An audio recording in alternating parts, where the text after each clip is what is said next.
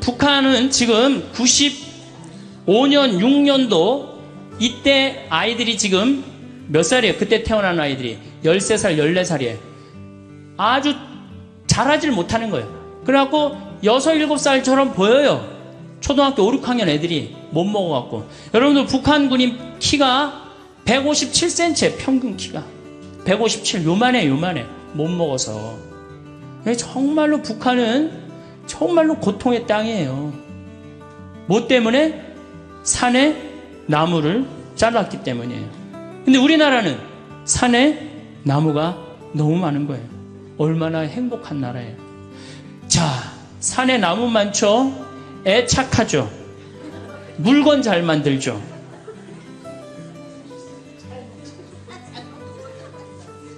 그런데 문제는 우리나라가 식량 자급률이 27%밖에 안 됩니다. 식량 자급률이. 쌀을 제외하면요, 식량 자급률은요 5%밖에 안 돼요. 쌀은 우리나라가 100%예요. 쌀은 100%인데 다른 거는 다 수입합니다. 소고기, 여러분들 밀 자급률이 우리나라가 0.1%예요. 0.1%. 그 다음 옥수수 자급률이 0.3%. 콩이 원래 5%였는데 막 웰빙 한다고 막 한 3년 전부터 콩 좋다고 막 난리를 쳐갖고 이제 한 10% 정도 올라갔어요.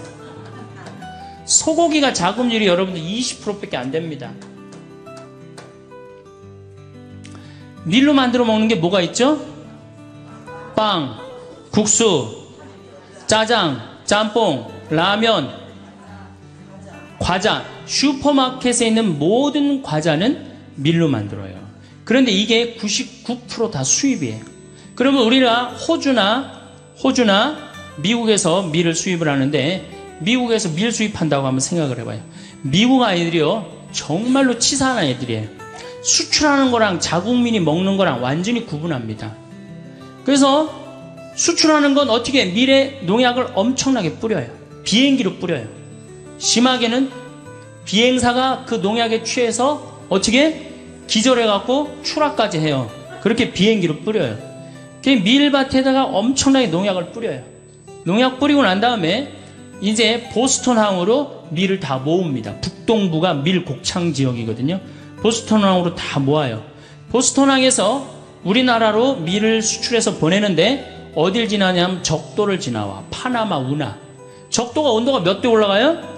40도에서 50도 올라간단 말이야. 그럼 밀이 썩어요, 안 썩어요? 그러니까 뭘 뿌려요? 배에다가 방부제를 절거요. 방부제를 절구는 거예요. 농약 뿌리지, 방부제 절구지. 그래갖고 부산항에 도착을 했어. 도착을 했는데 껍데기를 깐다 그러죠. 이걸 유식한 말로 도종한다 그러는데, 도종은 못 알아듣겠죠. 껍데기를 까. 껍데기를 까는데, 이 까는데 밀 색깔이 거무튀틱한 색깔이죠. 근데 우리 밀가루는 어때요? 이게 또 비정상인 거예요. 표백제 집어넣는 거예요. 표백제.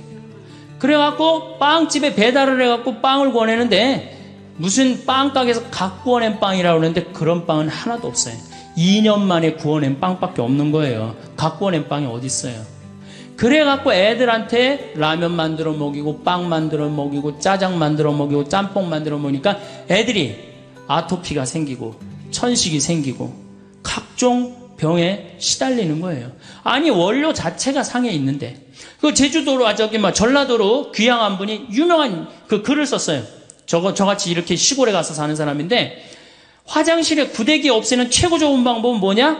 밀가루 딱 뿌리면 싹 없어진대요. 밀가루 뿌리면.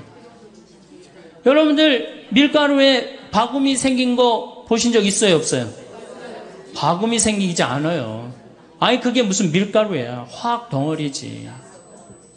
이 에너지 위기, 석유, 이 위기에 따라오는 거는 식량 위기입니다. 왜냐하면은 여러분들 농사 옛날에는 다 손으로 졌지만 지금은 다 뭘로 짓죠? 다 기계로 져요. 그거 뭘로 써요? 석유로 써요. 그렇기 때문에 이게 석유값이 올라가면 올라갈수록 누구도 따라 올라가느냐면 식량값도 따라 올라가요. 올해 여러분들 식량이 폭등을 했죠. 여러분들 태국산 쌀이 한 가마에 원래 한 3만 원 정도 했어요. 근데 올 봄에 얼마까지 올라가느냐? 7만 5천 원까지 올라갔어요. 불과 3개월 만에 배가 뛰었어요. 그러니까 이 쌀값, 뭐 밀값, 콩값 배로 뛰는 거는 시간 문제예요. 시간 문제. 그래서 우리가 의식주라고 그러잖아요. 입는 거, 먹는 거, 자는 거. 그런데 사실은 제가 이렇게 뭐 입는 거는 만약에 내가 이렇게 해갖고 무인도에 이 옷 입고 갔다. 그럼 뭐 한 달이고 두 달이고 이 옷 입고 살아야죠. 살 수도 있고. 자는 건 내가 산에서 길 잃어버려도 낙엽에 들어가서 자면 돼요. 근데 먹는 거는요, 일주일 동안 안 먹으면 죽어요. 그래서 먹는 건 꼭 필요합니다. 그래서 북한은 의식주라고 안 그럽니다. 식주의라고 그래요. 거꾸로 말을 바꿔요. 먹는 게 그만큼 중요해요. 그런데 지구에는 지금 30억 명이 하루에 1달러로 삽니다. 30억 명이 하루에 1달러. 여러분들은 하루에 1,000원 갖고 사세요? 안 사세요? 못 살죠? 여러분들은 10,000원, 20,000원 갖고 사실 거예요. 뭐 30,000원, 40,000원 갖고 살 거야. 그러니까 행복하다는 거예요. 우리가 참 감사하지 못하는 게 큰 병이에요. 얼마나 감사해요. 지금도 전부 다 녹차, 커피 막 다 먹잖아. 얼마나 감사해. 예? 이게 굶어 죽는 나라가, 여러분들 얼마 전에 IT라는 나라 그 굶어 죽는 거 보셨죠? IT라는 나라는 먹을 게 없어서 어떻게 해요? 흙을 개갖고 거기다 바다를 넣고 그걸 구워서 먹어요. 배가 너무 고프니까. 또 굶어 죽는 나라가 또 하나 있죠. 북한이에요. 북한은 우리가 이게 개방이 안 돼서 그렇지 올해 엄청나게 굶어 죽고 있어요. 북한은 95년, 96년, 2001년 그리고 2008년 올해 대기근을 맞이하고 있습니다. 이 북한은 지금 10만 명 정도가 지금 죽는다고 그래요. 지금 굶어서. 근데 얼마가 죽을 줄 몰라요. 왜 죽느냐? 작년에 북한에 500mm 정도 비가 왔어요. 500mm 정도. 근데 우리나라는 500mm 비가 와도 아무 문제 없어요. 왜? 뭐가 있기 때문에? 산이 있기 때문에. 그런데 500mm 비가 왔는데 북한은 1년에 필요한 게 600만 톤이에요. 이거 넉넉하게 먹지 못해. 600만 톤. 근데 작년에 비가 와서 얼마를 쓸고 내려갔느냐? 200만 톤을 쓸고 내려갔어요. 그러면은 200만 톤이면 몇 명이 먹을 게 없느냐면 600만 명이 먹을 게 없는 거예요. 600만 명이. 이렇게 생각하시면 됩니다. 1톤에 3명이 먹는다고 생각하면 돼. 1톤에. 그러니까 200만 톤이면은 몇 명이 먹을 게 없어? 600만 명이 작년에 먹을 게 쓸려 다 내려간 거예요. 홍수에. 그래서 제 작년에 200만 톤이 쓸려 내려갔다는 얘기를 듣고 북한이 올해는 절단이 나겠구나. 그런 생각을 했어요. 북한이 얼마나 급했으면은 원자력 이제 완전히 다 개방했잖아요. 미국한테 다 줬어요. 우리나라가 지금 지원을 해줘야 되는데 이번 정부는 북한이 먼저 우리가 지원하지 않겠다. 그 급한 거예요, 북한이. 그러니까 미국이 지원을 지금 50만 톤 해준다 그래. 그래도 150만 톤이 부족합니다. 북한을 먹여 살릴 수 있는 나라는 누구밖에 없어요? 우리나라밖에 없어요. 그리고 미국에서 지원해주면은 배로 오는데 시간이 얼마나 걸려? 한 달, 두 달 걸려. 다 굶어 죽어요. 지금이 보릿고개 아니에요. 제일 심한. 그러니까 우리가 판문점으로 바로 지원해주면 되는데 그거를 지금 북한도 못하고 우리나라도 못하고 참 안타깝죠. 세상에서 제일 불쌍한 게 뭔 거예요? 사람으로 태어나서 굶어 죽는 거예요. 굶어 죽는 거. 다른 거 아무것도 없어요. 굶어 죽는 거예요. 근데 지금 북한은 저렇게 굶어 죽고 있어요. 그럼 북한이 왜 굶어 죽느냐? 이게 우리 잘 알아야 돼요. 왜 굶어 죽느냐? 90년대 소련이 무너지면서 북한에 식량 원조를 해주지 않습니다. 김일성의 최대 업적은 뭐냐면 인민들 배 안 굶기는 거예요. 김일성의 최대 업적은. 근데 아니 먹을 게 없으니까 다급해진 북한은 어떻게 하느냐면 산의 나무를 다 자릅니다. 산의 나무를 다 자르고 어떻게 하느냐? 거기다가 옥수수 심고 콩을 심어요. 식량난을 해결하려고. 근데 그게 이제 대재앙의 원인이 되는 거예요. 여러분들 로마가 굉장히 쟁쟁한 나라라는 거 잘 알고 계시잖아요. 왜 망했어요? 산의 나무를 다 잘라갖고 벌거숭이로 만들고 난 다음에 로마가 망합니다. 모든 나라는요, 산에 나무를 자르면 망합니다.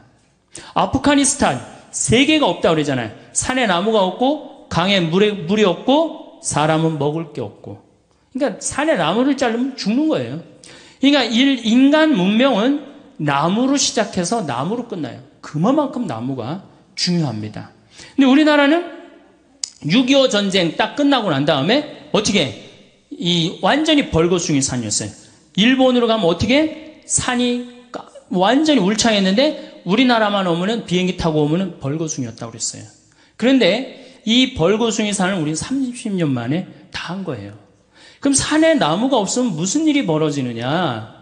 자, 우리나라 여러분들 산에 가보면은 자, 산에 이렇게 갔어요. 그러면은 우리나라는 산이 울창하기 때문에 뭐가 막 덮어져 있어요? 산에? 그렇지. 낙엽이 막 쌓여져 있어요.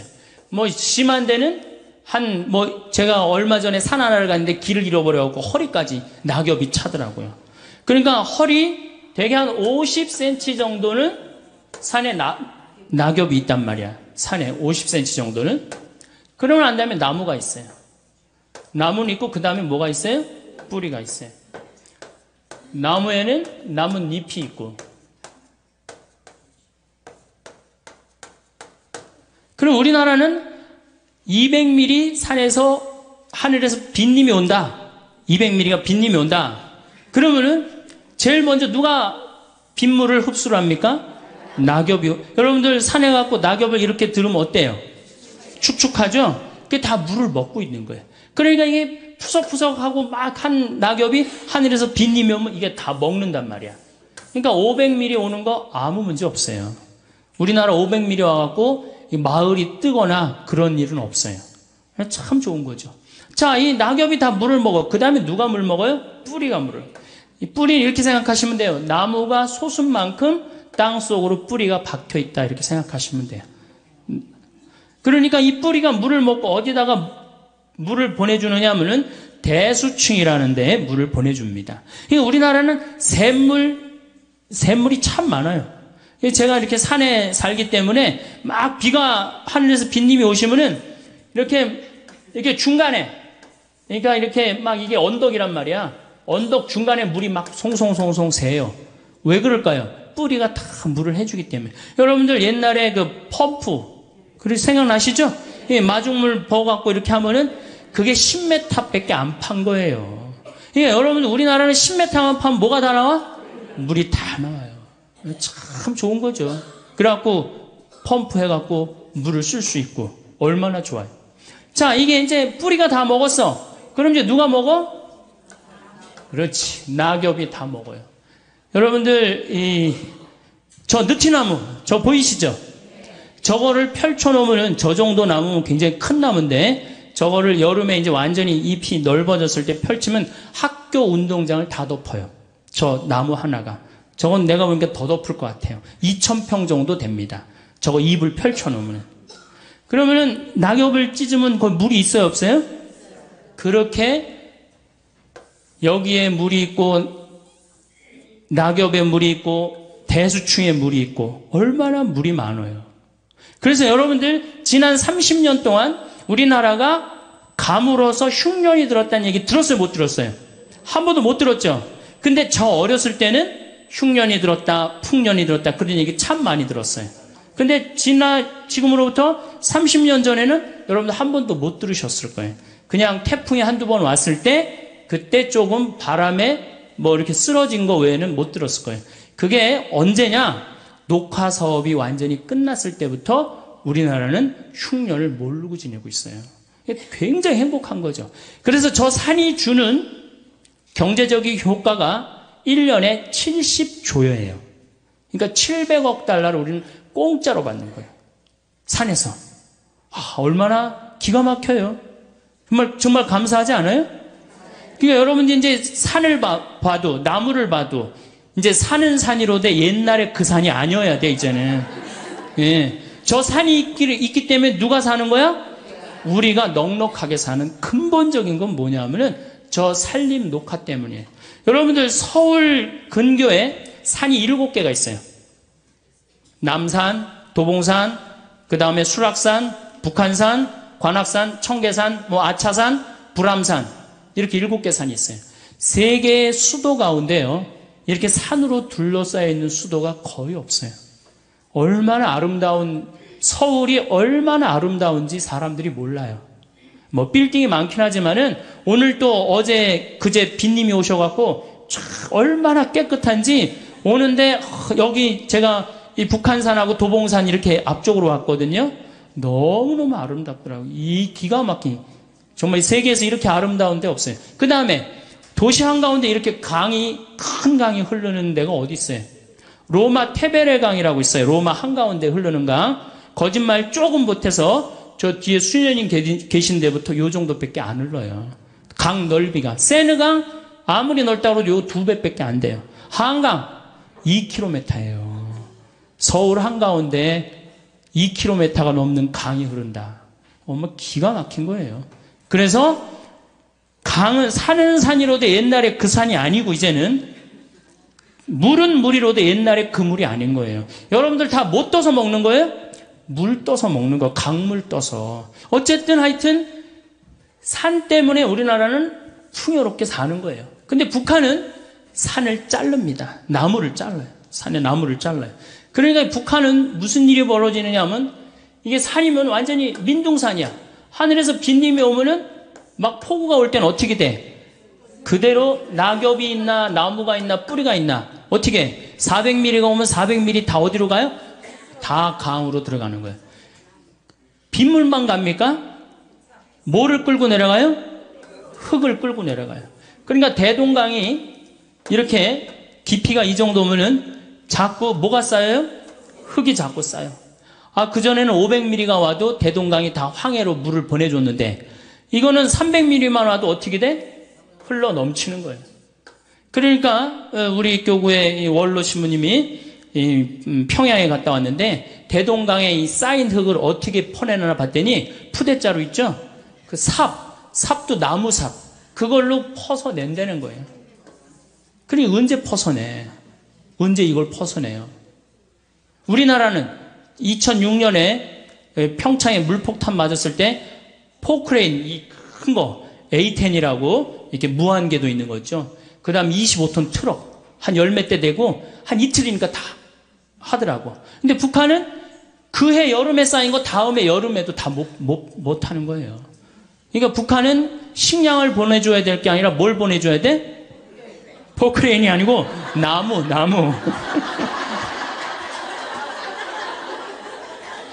포크레인을 보내주면 기름이 있어야지 포크레인을 쓰지.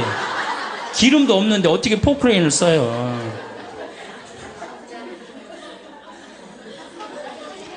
옥수수 0.3%예요.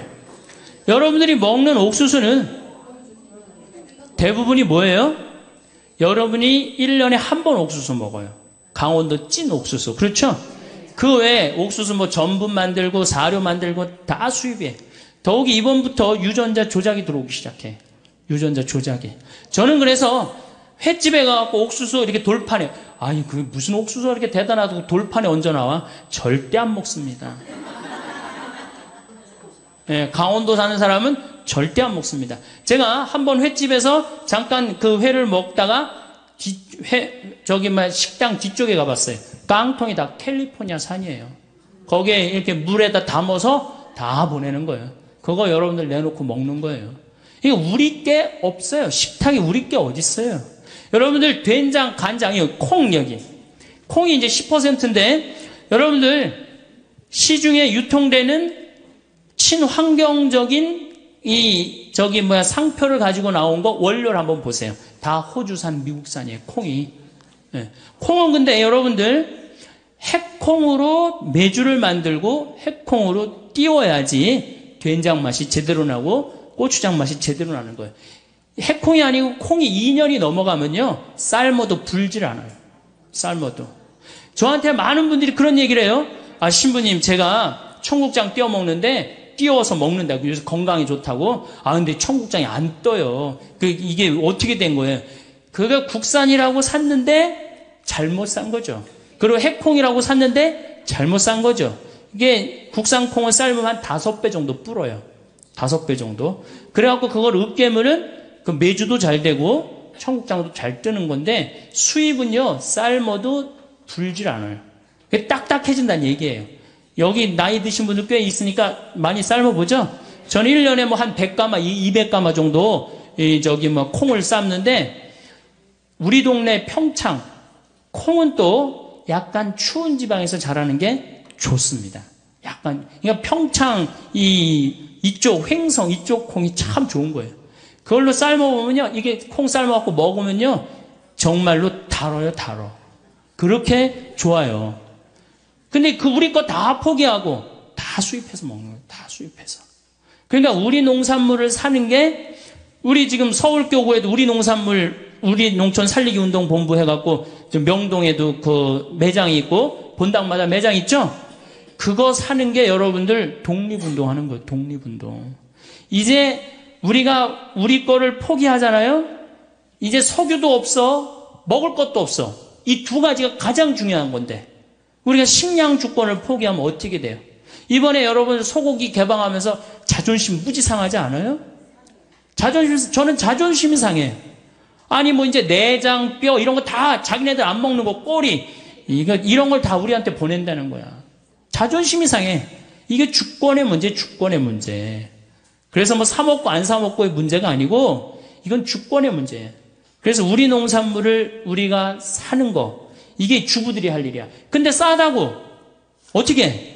전부 다 수입으로 우리 농산물이 조금 비싸다. 비싸게 뭐가 비싸? 여러분들 1년에 쌀 몇 가마 먹어요? 3가마면 밥만 먹는 집 중에 하나인데 제가 이렇게 물어보면요, 한 가마에서 한 가마 반 정도 먹어. 80kg. 네, 2가마 먹는 집도 있고. 그럼 여러분들 2가마라고 칩시다. 그럼 쌀 한 가마에 15만 원 정도 하죠? 그러면은 2가마면 30만 원이에요. 그런데 유기농 쌀은 24만 원이에요. 자, 1년 내내 제일 중요한 밥을 먹는데 유기농 쌀 24만 원, 그게 아까워서 그 유기농 쌀을 안 사고 3만 원, 4만 원짜리 하는 이 수입 쌀을 먹는다. 이게 머리가 없는 거죠. 생각이 없는 거죠. 1년에 한두 가마인데.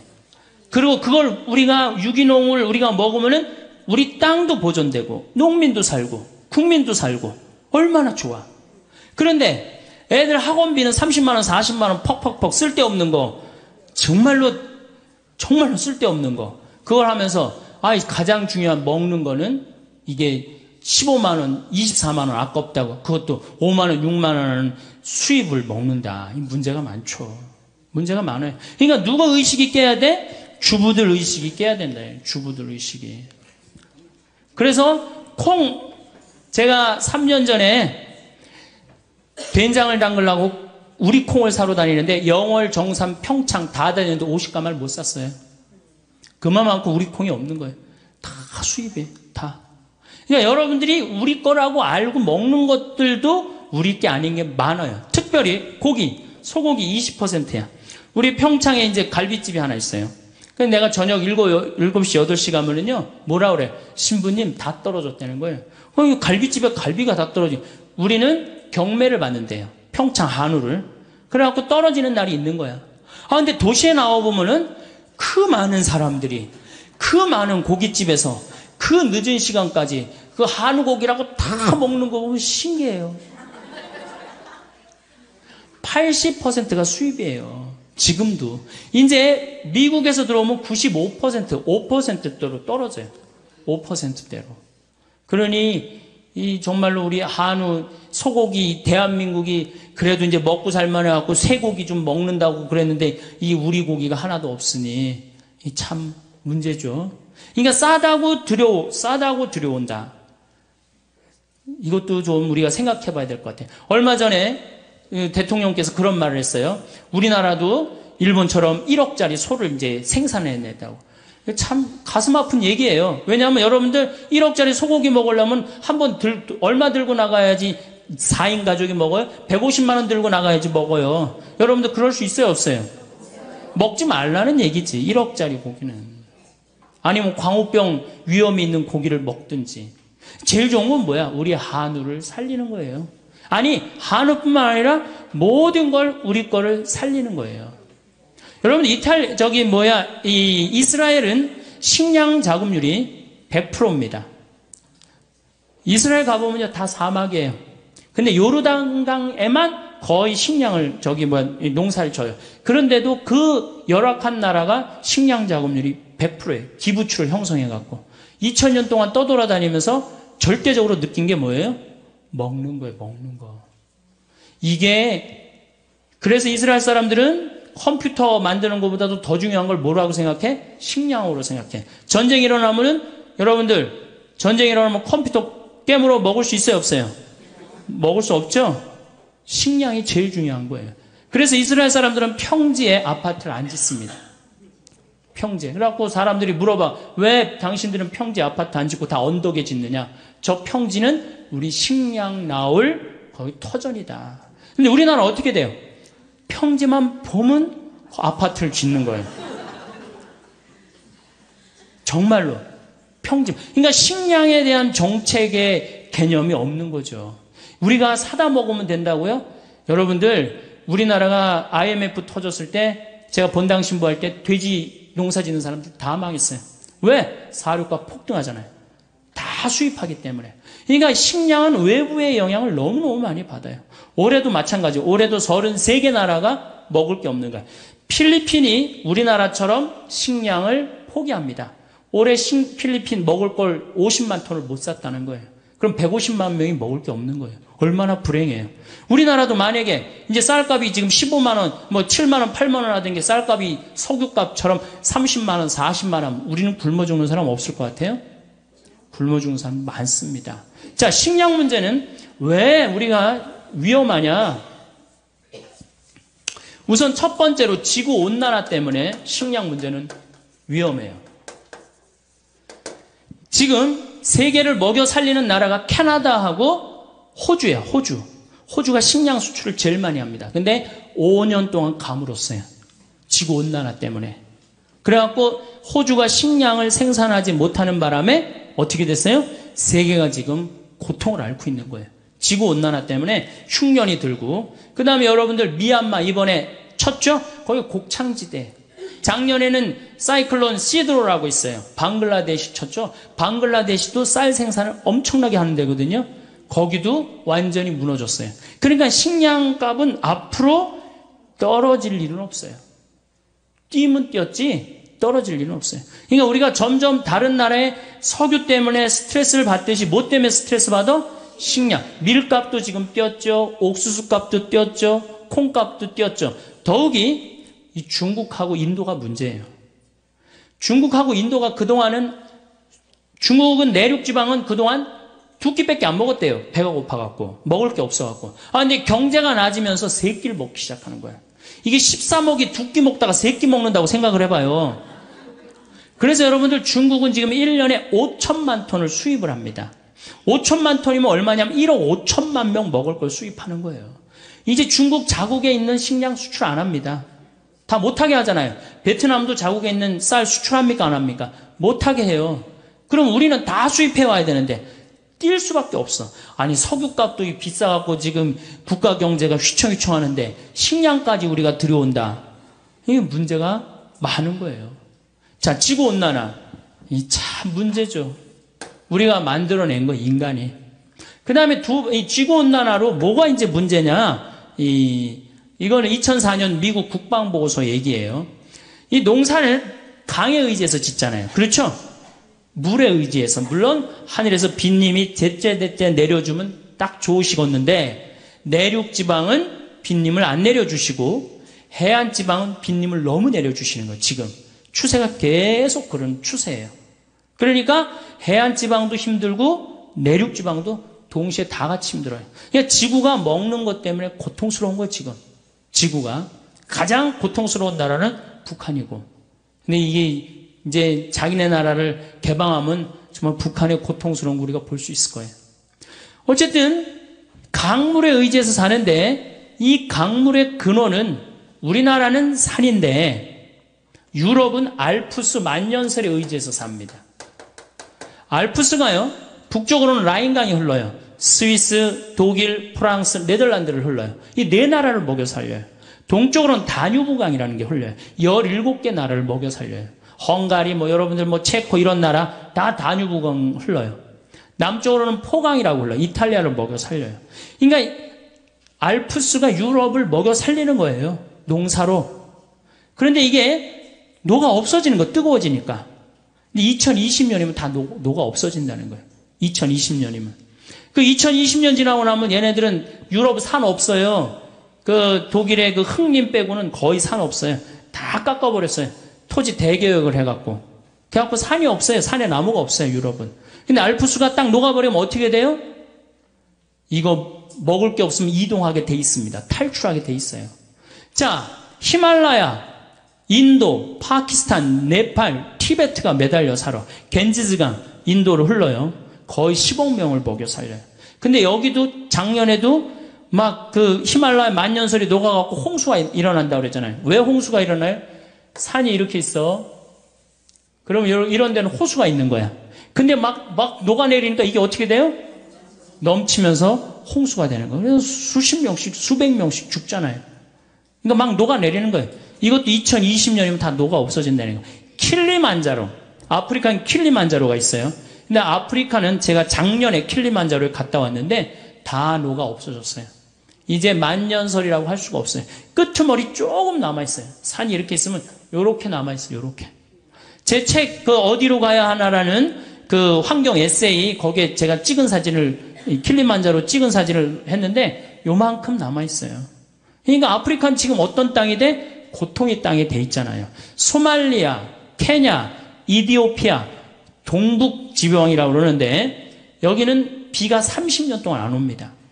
30년 동안 안 와갖고 애들이 너무너무 목이 마르. 그럼 어떻게? 자기 오줌을 받아 먹어요. 너무너무 목이 마렸기 때문에. 지금 우리가 이 너무 좋은 여건에서 살아갖고 지구가 얼마나 병들고 힘들어하는지 우리는 잘 모르는데 조금만 여기저기 돌아다녀 보면요. 얼마나 지구는 지금 이게 거의 정말 생명체가 완전히 망가지고 있는 거예요.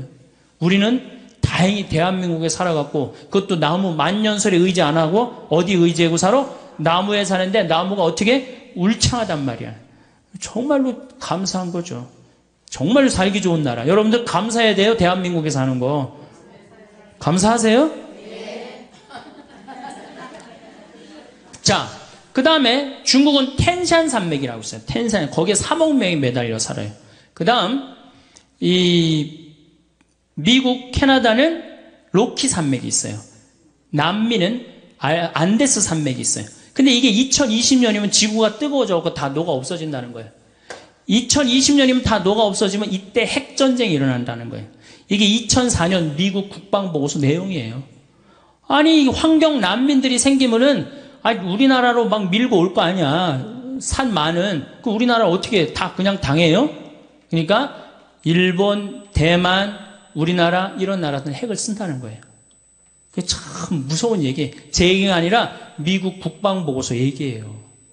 그만큼 2020년 몇 년 남은 거예요? 12년 남은 거예요. 땅 살라고 그러지 말고 아파트 더 넓은 거 살라고 그러지 말고 막 그렇게 힘들게 살지 마세요. 그냥 어떻게? 지금 있는 집에서 애 학원 보내지 말고 지금 있는 집에서 행복하게 사는 게 제일 좋은 거예요. 그리고 집에 쌀 한 가마 꼭 비치해 두고. 제가 요즘 돌아다니면서 하는 얘기가 뭐예요? 집에 쌀 한 가마 꼭 해둬라. 왜냐하면 이게 미얀마나 이번에 이 뭐 수촨성인가 뭐 여기 모든 질서가 한 번에 무너집니다. 유통 질서 다 무너져요. 얼마나 고통스러워요. 우리나라가 만약에 슈퍼 태풍이 왔다. 슈퍼 태풍이 왔고 서해안으로 재수없이 밀고 들어왔고 서울을 쳤다. 그러면 여러분들 유통 질서 무너지면은 얼마나 먹을 게 남아있을 것 같아요? 여러분들 막 유통 질서가 무너졌어. 그럼 집에 여러분들 얼마나 먹을 거 있을 것 같아? 며칠? 한 달이나 하는 집이 있어요? 조사를 해보니까 2주 이상 넘기는 집이 없어요. 2주 이상. 그러니까 쌀 한 가마씩 오늘 집에 가고 한 가마씩 다 사다가 놔둬요. 그리고 고추장, 된장 이렇게 좀 사놓고 그래갖고 갑자기 유통질서 무너졌을 때 어떻게?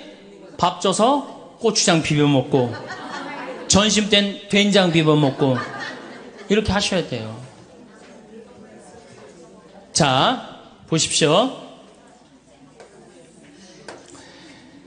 우리나라 지금 저 산에 있는 저수량이 180억 톤이에요.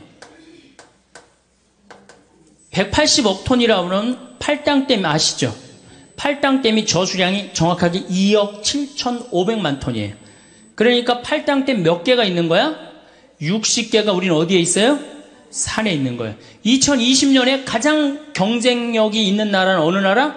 대한민국이에요. 에너지만 좀 절약하고 식량만 우리가 확보되면요, 우리나라 정말로 살기 좋은 나라예요. 국민들 성실하고 물건 잘 만들고 애들 착하고 얼마나 좋아요. 자, 두 번째 식량 위기의 두 번째 이유 중에 하나는 뭐냐면 경제개발이에요. 이게 세계가 경제개발을 하면은 참 좋아야 되는데, 이게 경제개발을 하는 바람에 인도나 중국이 농업을 포기하고 공업으로 돌아간단 말이에요. 그러니까 자꾸 식량이 줄어드는 거예요. 하여튼 인도하고 중국 제일 머리 아픈 나라예요. 근데 인도 같은 경우는 뉴델리가 있고 올델리가 있는데요. 우리가 인도 하면은 우리나라 사람들이 중국 굉장히 한동안 무시했죠. 못 사는 나라라고. 근데 지금 무섭게 지금 하고, 지난번에 성화할 때 데모하는 거 봐요. 다른 나라에서. 그런데 더 무서운 나라는 인도예요. 인도는요, 영어를 써요. 그리고 인도가요, 학구열이 우리나라보다 더 높습니다. 예. 그리고 이 뉴델리 가보면은요, 우리나라 테헤란보다 훨씬 더 나요. 그러니까 인도가 이게 또 우리나라는 지금 인도한테 벌써 밀렸어요. 경제 규모에서 벌써 밀렸어요. 그래서 우리나라가 13위로 밀려났어요. 인도 때문에. 인도 무서운 나라예요. 근데 얘네들이 안 먹다가 막 먹기 시작하는 거예요. 그러니 이게 경제개발 때문에 이게 식량의 위기가 온단 말이에요. 세 번째, 석유값 폭등 때문입니다. 석유값이 폭등하니까 바이오 에너지를 써요. 바이오 에너지. 옥수수에서 기름을 추출해갖고, 콩에서 기름을 추출해갖고 쓰니까 옥수수값하고 콩값이 뛰어야 안 뛰어요? 엄청나게 뛰는 거죠. 그러니까 한번 생각해보세요. 지구온난화를 우리가 거부할 수 있는 것도 아니고 경제개발을 거부할 수 있는 것도 아니에요.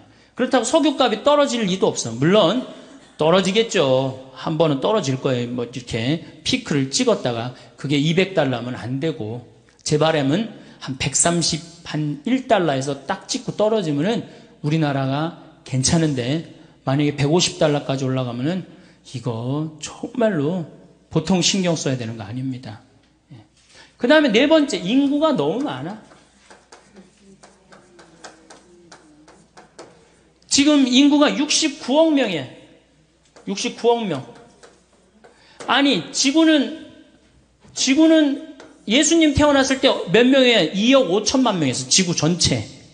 예수님 태어났을 때 5억 명 되는데 1650년에 5억 명이 됐어요. 그 다음에 10억 명이 되는데 1850년에 10억 명이 됩니다.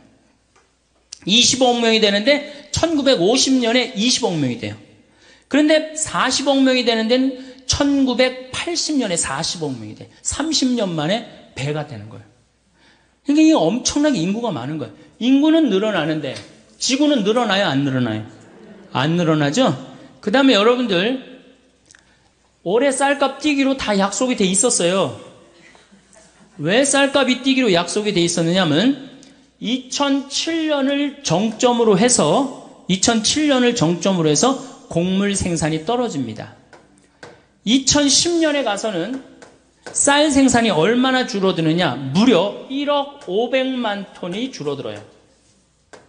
그럼 아까 제가 말씀드렸죠. 1억 500만 톤이면 3억 명이 먹을 게 없는 거예요. 2010년에 가면. 그러니까 2007년까지는 쌀이 남아 돌았었어요. 사실은. 근데 2008년부터 쌀이 줄어들기 시작하는 거예요. 그럼 2010년에 가면 3억 톤이 모자란다면은 앞으로 우리 쌀값이 뛸 것 같아요? 안 뛸 것 같아요? 근데 우리가 FTA 미국이랑 체결해갖고 시장을 열면은 어떻게 돼요? 안 되는 거예요. 이 식량은요, 이거는 주권이라고 그래요, 주권. 그래서 우리 농산물을 사먹는 거는 뭐 하는 거야? 독립운동하는 거예요. 자, 여러분들 이제는 우리 농산물을 이렇게 그냥 사먹는 게 아니고 내가 독립운동을 해야지. 내가 독립투사다. 그리고 우리 농산물을 사먹어야 돼. 조금 비싸더라도. 아, 이제 먹고 살기 힘든데 그 애들 학원만 안 보내면 다 됩니다. 네. 우리나라 애들 학원으로 내보내는 돈 너무너무 많아요. 네. 학원으로만 안 내보내면 그 돈 비싼 거 사먹으면 우리 농촌 정말로 살기 좋고 여러분들도 살기 좋은 나라 만들 수 있어요. 2020년에 갖고 경쟁력이 가장 강한 나라는 전 대한민국이라고 생각해. 대한민국. 왜? 산에 나무가 많기 때문에. 이게 현신규 박사라고 유명한 분이에요. 여러분들 처음 들어보죠? 이분이요, 장영실 뭐 옛날에 우리 역사 전체 10대 과학자 중에 한 분이에요. 이분이 산에 나무를 이렇게 심은 거예요. 아주 투신을 해갖고. 그냥 우리나라는 곳곳에 아주 훌륭한 분들이 많아요. 아, 이 유명한 일화가 있잖아요. 이스라엘에서 우리나라가 산림 녹화하려고 이스라엘 사람들을 불러서, 이스라엘도 우리나라처럼 산림 녹화를 굉장히 열심히 하는 나라예요. 1500년 동안 아랍 국가가 이스라엘의 나무를 다 자릅니다. 근데 48년에 독립을 하고 산의 나무를 엄청나게 심고 있어요, 지금. 한국에 와봐갖고 이 나라를 왜 날 불렀느냐, 이렇게 여건이 좋은 나라를. 우리나라가 지난 30년 동안 완전히 녹화가 끝나고 지금부터는 이제 경제림을 심을 수가 있어요. 처음에는 어떻게? 막 심어야 돼요. 처음부터 경제림이 자랍니까? 흙이 건강하지 않은데. 지금은 30년 동안 썩어갖고 그 휴믹이라고 그래. 부엽토라고 그러죠? 그게 있어갖고 이제는 경제림을 심어도 이제는 승산이 있다는 거예요. 그리고 제가 이렇게 산에 관심이 많아서 해가 가면 갈수록 나무는 커져요. 그렇죠? 얼마나 좋아. 해가 가면 갈수록 나무가 커지니까. 2020년에는 제일 경쟁력 있는 나라. 이 만년설이 다 녹아갖고 다른 애들 농사 못 져도 우리나라는 산에 180억 톤. 야, 이거 뭐 우리가 1년에 얼마를 써요? 320억 톤을 써요. 320억 톤을 써요. 근데 그 중에 반 이상이 산에 있단 말이에요. 얼마 전에 안데스 산맥에 큰 호수가 3억 톤이야. 팔탕댐만 한 건데 하루아침에 다 없어져 버렸어요. 자고 일어나니까 호수가 없어졌어. 왜냐하면 이게 얼음으로 이렇게 막고 있었는데 더워갖고 이게 뚫린 거예요. 녹아갖고. 그래갖고 하루아침에 싹 빠져나갔어요. 그러니 다른 나라들은 정말로 지금 전쟁이에요, 전쟁. 우리나라는 지금 여러분들 북한이 산림의 30%를 훼손해갖고 지금 저렇게 고통스러운 거예요. 그런데 아마존도 지금 30%가 훼손이 됐어요. 그러니까 지구가 고통스러울 거라는 거죠. 자, 이제 2시간에 걸쳐서 제가 아주 중요한 얘기를 했습니다. 우리나라는 석유 에너지가 없는 나라예요. 그렇기 때문에 우리는 뭐 해야 돼? 절약해야 돼요. 절약해야 돼. 에너지 절약해야 돼. 지금 사당동 깜깜해야 돼요. 명동 밤에 깜깜해야 돼. 네. 다 뭐해? 그 시간에 다 집에 들어가갖고 가족이랑 대화하고 텔레비도 안 보고 이야기하고 책 읽고. 자, 에너지 문제 있다고 그랬죠? 그 다음에 식량 에너지가 우리가 27%밖에 자급률이 안 돼요. 이거 50%까지 올려야 됩니다. 그러면은 우리나라 노력도 잘하고 국민들 똑똑하고 산에 나무 많고 정말로 살기 좋은 나라 돼요. 근데 국민들이 다른 데 너무 엉뚱한 데 신경을 쓰고 있어. 땅값, 애 학원, 이게 소, 이런 거 신경 쓰지 말고 제일 신경 써야 되는 건 석유와 식량이에요. 석유는 우리가 절약하는 수밖에 없고 식량은 자급률을 높이는 수밖에 없어요.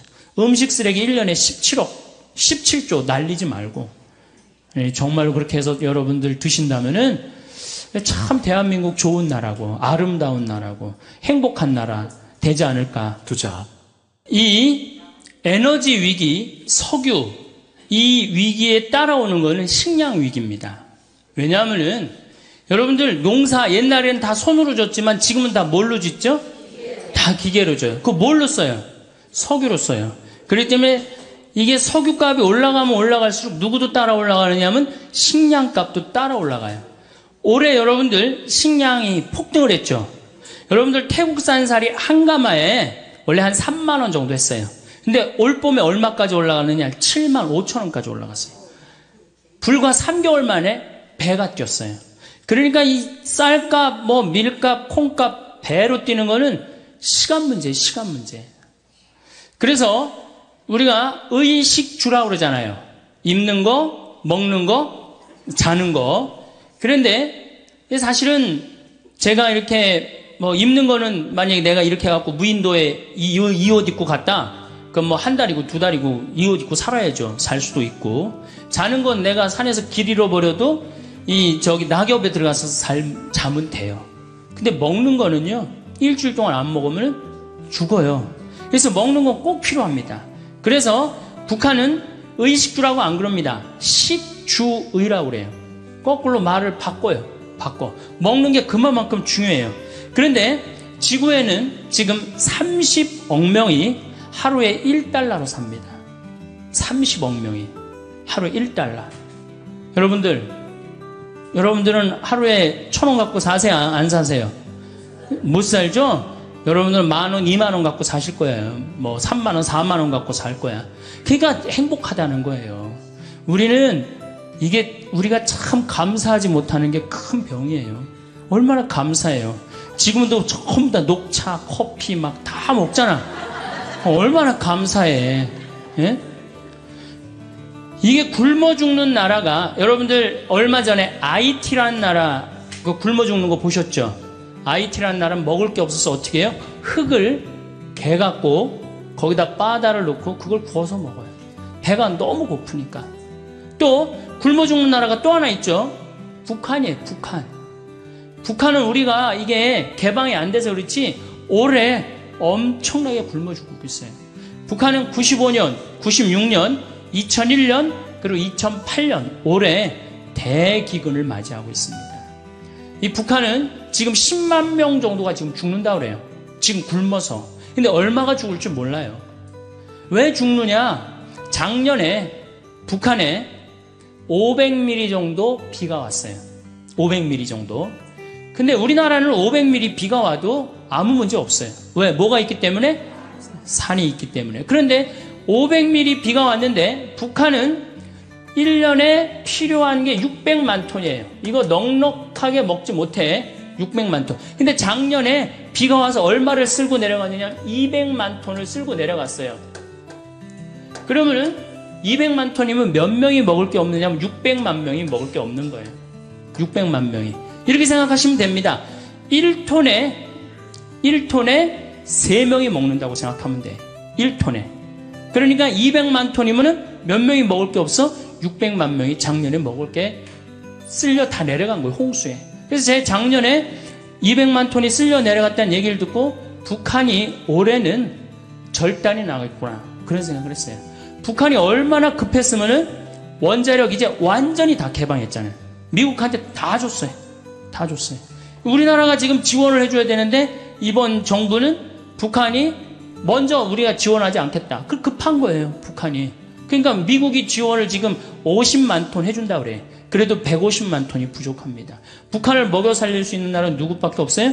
우리나라밖에 없어요. 그리고 미국에서 지원해주면은 배로 오는데 시간이 얼마나 걸려요? 한 달, 두 달 걸려요. 다 굶어 죽어요. 지금이 보릿고개 아니에요. 제일 심한. 그러니까 우리가 판문점으로 바로 지원해주면 되는데 그거를 지금 북한도 못하고 우리나라도 못하고 참 안타깝죠.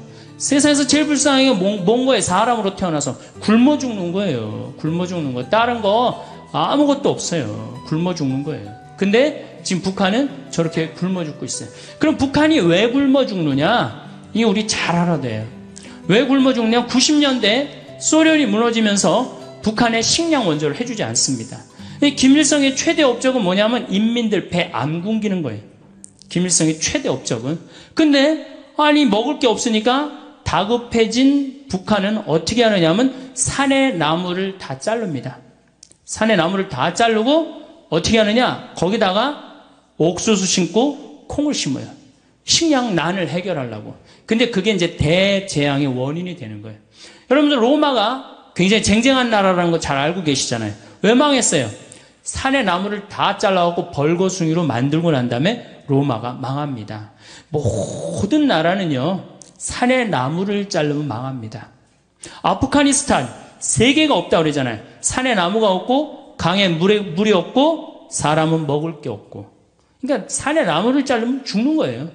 그러니까 인간 문명은 나무로 시작해서 나무로 끝나요. 그만큼 나무가 중요합니다. 근데 우리나라는 6.25 전쟁 딱 끝나고 난 다음에 어떻게 완전히 벌거숭이 산이었어요. 일본으로 가면 어떻게 산이 완전히 울창했는데 우리나라만 오면은 비행기 타고 오면은 벌거숭이였다고 그랬어요. 그런데 이 벌거숭이 산을 우리는 30년 만에 다 한 거예요. 그럼 산에 나무가 없으면 무슨 일이 벌어지느냐? 자, 우리나라 여러분들 산에 가보면은 자, 산에 이렇게 갔어요. 그러면은 우리나라는 산이 울창하기 때문에 뭐가 막 덮어져 있어요? 산에? 그렇지. 낙엽이 막 쌓여져 있어요. 뭐 심한 데는 제가 얼마 전에 산 하나를 갔는데 길을 잃어버려갖고 허리까지 낙엽이 차더라고요. 그러니까 허리 대개 한 50cm 정도는 산에 낙엽이 있단 말이야. 산에 50cm 정도는. 그러고 난 다음에 나무가 있어요. 나무는 있고 그 다음에 뭐가 있어요? 뿌리가 있어요. 나무에는 나뭇잎이 있고.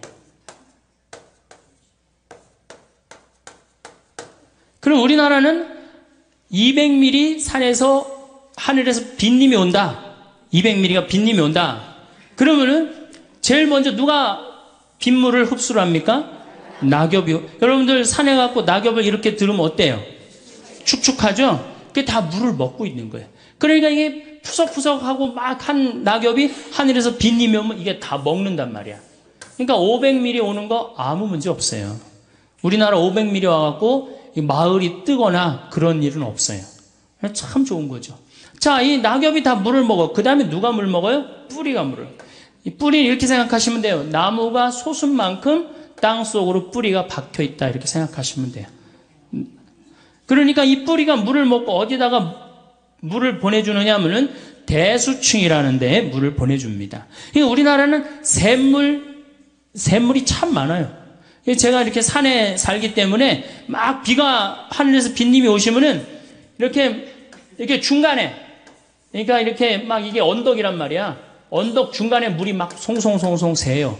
왜 그럴까요? 뿌리가 다 물을 해주기 때문에. 여러분들 옛날에 그 펌프, 그래서 생각나시죠? 마중물 버갖고 이렇게 하면은 그게 10m밖에 안 판 거예요. 그러니까 여러분들 우리나라는 10m만 파면 뭐가 다 나와? 물이 다 나와요. 참 좋은 거죠. 그래갖고 펌프 해갖고 물을 쓸 수 있고 얼마나 좋아요. 자, 이게 이제 뿌리가 다 먹었어. 그럼 이제 누가 먹어? 그렇지. 낙엽이 다 먹어요. 여러분들 저 느티나무 저 보이시죠? 저거를 펼쳐놓으면 저 정도 나무는 굉장히 큰 나무인데 저거를 여름에 이제 완전히 잎이 넓어졌을 때 펼치면 학교 운동장을 다 덮어요. 저 나무 하나가. 저건 내가 보니까 더 덮을 것 같아요. 2,000평 정도 됩니다. 저거 잎을 펼쳐놓으면. 그러면은 낙엽을 찢으면 거기 물이 있어요, 없어요? 그렇게 여기에 물이 있고 낙엽에 물이 있고 대수층에 물이 있고 얼마나 물이 많아요. 그래서 여러분들 지난 30년 동안 우리나라가 가물어서 흉년이 들었다는 얘기 들었어요, 못 들었어요? 한 번도 못 들었죠? 근데 저 어렸을 때는 흉년이 들었다, 풍년이 들었다 그런 얘기 참 많이 들었어요. 근데 지금으로부터 30년 전에는 여러분들 한 번도 못 들으셨을 거예요. 그냥 태풍이 한두 번 왔을 때 그때 조금 바람에 뭐 이렇게 쓰러진 거 외에는 못 들었을 거예요. 그게 언제냐? 녹화 사업이 완전히 끝났을 때부터 우리나라는 흉년을 모르고 지내고 있어요. 굉장히 행복한 거죠. 그래서 저 산이 주는 경제적인 효과가 1년에 70조예요. 그러니까 700억 달러를 우리는 공짜로 받는 거예요. 산에서. 얼마나 기가 막혀요. 정말 감사하지 않아요? 그러니까 여러분들이 이제 산을 봐도, 나무를 봐도, 이제 산은 산이로되 옛날에 그 산이 아니어야 돼, 이제는. 예. 저 산이 있기 때문에 누가 사는 거야? 우리가 넉넉하게 사는 근본적인 건 뭐냐면은 저 산림 녹화 때문이에요. 여러분들 서울 근교에 산이 7개가 있어요. 남산, 도봉산, 그 다음에 수락산, 북한산, 관악산, 청계산, 아차산, 불암산 이렇게 7개 산이 있어요. 3개의 수도 가운데요. 이렇게 산으로 둘러싸여 있는 수도가 거의 없어요. 얼마나 아름다운 서울이 얼마나 아름다운지 사람들이 몰라요. 빌딩이 많긴 하지만은 오늘 또 어제 그제 빈님이 오셔갖고 얼마나 깨끗한지 오는데 여기 제가 이 북한산하고 도봉산 이렇게 앞쪽으로 왔거든요. 너무너무 아름답더라고요. 이 기가 막힌 정말 세계에서 이렇게 아름다운 데 없어요. 그 다음에 도시 한가운데 이렇게 큰 강이 흐르는 데가 어디 있어요? 로마 테베레 강이라고 있어요. 로마 한가운데 흐르는 강. 거짓말 조금 못해서 저 뒤에 수녀님 계신 데부터 요 정도밖에 안 흘러요. 강 넓이가. 세느강 아무리 넓다고 해도 요 2배밖에 안 돼요. 한강 2km예요. 서울 한가운데 2km가 넘는 강이 흐른다. 기가 막힌 거예요. 그래서 강은 산은 산이로도 옛날에 그 산이 아니고 이제는 물은 물이로도 옛날에 그 물이 아닌 거예요. 여러분들 다 뭐 떠서 먹는 거예요? 물 떠서 먹는 거, 강물 떠서. 어쨌든 하여튼 산 때문에 우리나라는 풍요롭게 사는 거예요. 근데 북한은 산을 자릅니다. 나무를 잘라요. 산에 나무를 잘라요. 그러니까 북한은 무슨 일이 벌어지느냐 하면 이게 산이면 완전히 민둥산이야. 하늘에서 빗님이 오면은 막 폭우가 올 때는 어떻게 돼? 그대로 낙엽이 있나 나무가 있나 뿌리가 있나 어떻게 400mm가 오면 400mm 다 어디로 가요? 다 강으로 들어가는 거예요. 빗물만 갑니까? 뭐를 끌고 내려가요? 흙을 끌고 내려가요. 그러니까 대동강이 이렇게 깊이가 이 정도면은 자꾸 뭐가 쌓여요? 흙이 자꾸 쌓여. 그전에는 500mm가 와도 대동강이 다 황해로 물을 보내줬는데 이거는 300mm만 와도 어떻게 돼? 흘러 넘치는 거예요. 그러니까 우리 교구의 원로 신부님이 평양에 갔다 왔는데 대동강에 이 쌓인 흙을 어떻게 퍼내나 봤더니 푸대자루 있죠? 그 삽도 나무삽 그걸로 퍼서 낸다는 거예요. 그러니 언제 퍼서내? 언제 이걸 퍼서내요? 우리나라는 2006년에 평창에 물폭탄 맞았을 때 포크레인 이 큰 거 A10이라고 이렇게 무한궤도 있는 거 있죠. 그 다음 25톤 트럭 한 10몇 대 되고 한 이틀이니까 다 하더라고. 근데 북한은 그 해 여름에 쌓인 거 다음에 여름에도 다 못 하는 거예요. 그러니까 북한은 식량을 보내줘야 될 게 아니라 뭘 보내줘야 돼? 포크레인이 아니고 나무.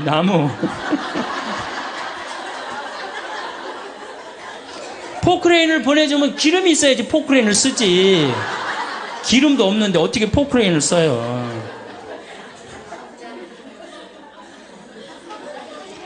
옥수수 0.3%예요. 여러분들이 먹는 옥수수는 대부분이 뭐예요? 여러분이 1년에 한 번 옥수수 먹어요. 강원도 찐 옥수수. 그렇죠? 그 외에 옥수수 전분 만들고 사료 만들고 다 수입이에요. 더욱이 이번부터 유전자 조작이 들어오기 시작해. 유전자 조작이. 저는 그래서 횟집에 가갖고 옥수수 이렇게 돌판에 그게 무슨 옥수수가 이렇게 대단하다고 돌판에 얹어 나와? 절대 안 먹습니다. 예, 강원도 사는 사람은 절대 안 먹습니다. 제가 한번 횟집에서 잠깐 그 회를 먹다가 식당 뒤쪽에 가봤어요. 깡통이 다 캘리포니아 산이에요. 거기에 이렇게 물에다 담아서 다 보내는 거예요. 그거 여러분들 내놓고 먹는 거예요. 이거 우리 게 없어요. 식탁이 우리 게 어디 있어요? 여러분들 된장, 간장, 콩 여기. 콩이 이제 10%인데 여러분들 시중에 유통되는 친환경적인 상표를 가지고 나온 거 원료를 한번 보세요. 다 호주산, 미국산이에요. 콩이. 네. 콩은 근데 여러분들 핵콩으로 메주를 만들고 핵콩으로 띄워야지 된장 맛이 제대로 나고 고추장 맛이 제대로 나는 거예요. 핵콩이 아니고 콩이 2년이 넘어가면요 삶아도 불질 않아요. 삶아도. 저한테 많은 분들이 그런 얘기를 해요. 신부님 제가 청국장 띄워 먹는데 띄워서 먹는다. 그래서 건강에 좋다고. 아, 근데 청국장이 안 떠요. 이게 어떻게 된 거예요? 그거 국산이라고 샀는데 잘못 산 거죠. 그리고 해콩이라고 샀는데 잘못 산 거죠.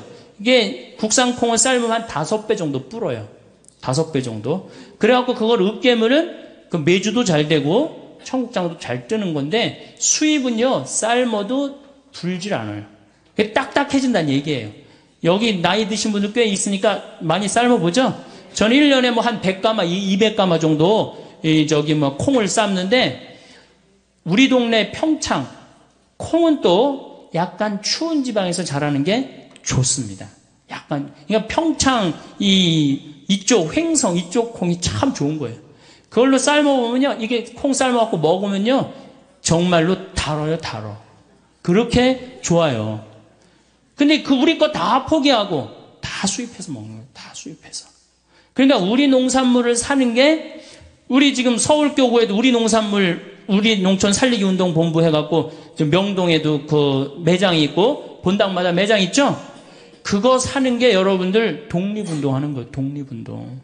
이제 우리가 우리 거를 포기하잖아요? 이제 석유도 없어. 먹을 것도 없어. 이 두 가지가 가장 중요한 건데 우리가 식량 주권을 포기하면 어떻게 돼요? 이번에 여러분 소고기 개방하면서 자존심 무지 상하지 않아요? 저는 자존심이 상해. 아니 뭐 이제 내장, 뼈 이런 거 다 자기네들 안 먹는 거 꼬리 이런 걸 다 우리한테 보낸다는 거야. 자존심이 상해. 이게 주권의 문제. 그래서 뭐 사 먹고 안 사 먹고의 문제가 아니고 이건 주권의 문제예요. 그래서 우리 농산물을 우리가 사는 거 이게 주부들이 할 일이야. 근데 싸다고 어떻게 해? 전부 다 수입으로 우리 농산물이 조금 비싸다. 비싸게 뭐가 비싸? 여러분들 1년에 쌀 몇 가마 먹어요? 3가마면 밥만 먹는 집 중에 하나인데 제가 이렇게 물어보면요, 한 가마에서 한 가마 반 정도 먹어. 80kg. 네, 2가마 먹는 집도 있고. 그럼 여러분들 2가마라고 칩시다. 그럼 쌀 한 가마에 15만 원 정도 하죠? 그러면은 2가마면 30만 원이에요. 그런데 유기농 쌀은 24만 원이에요.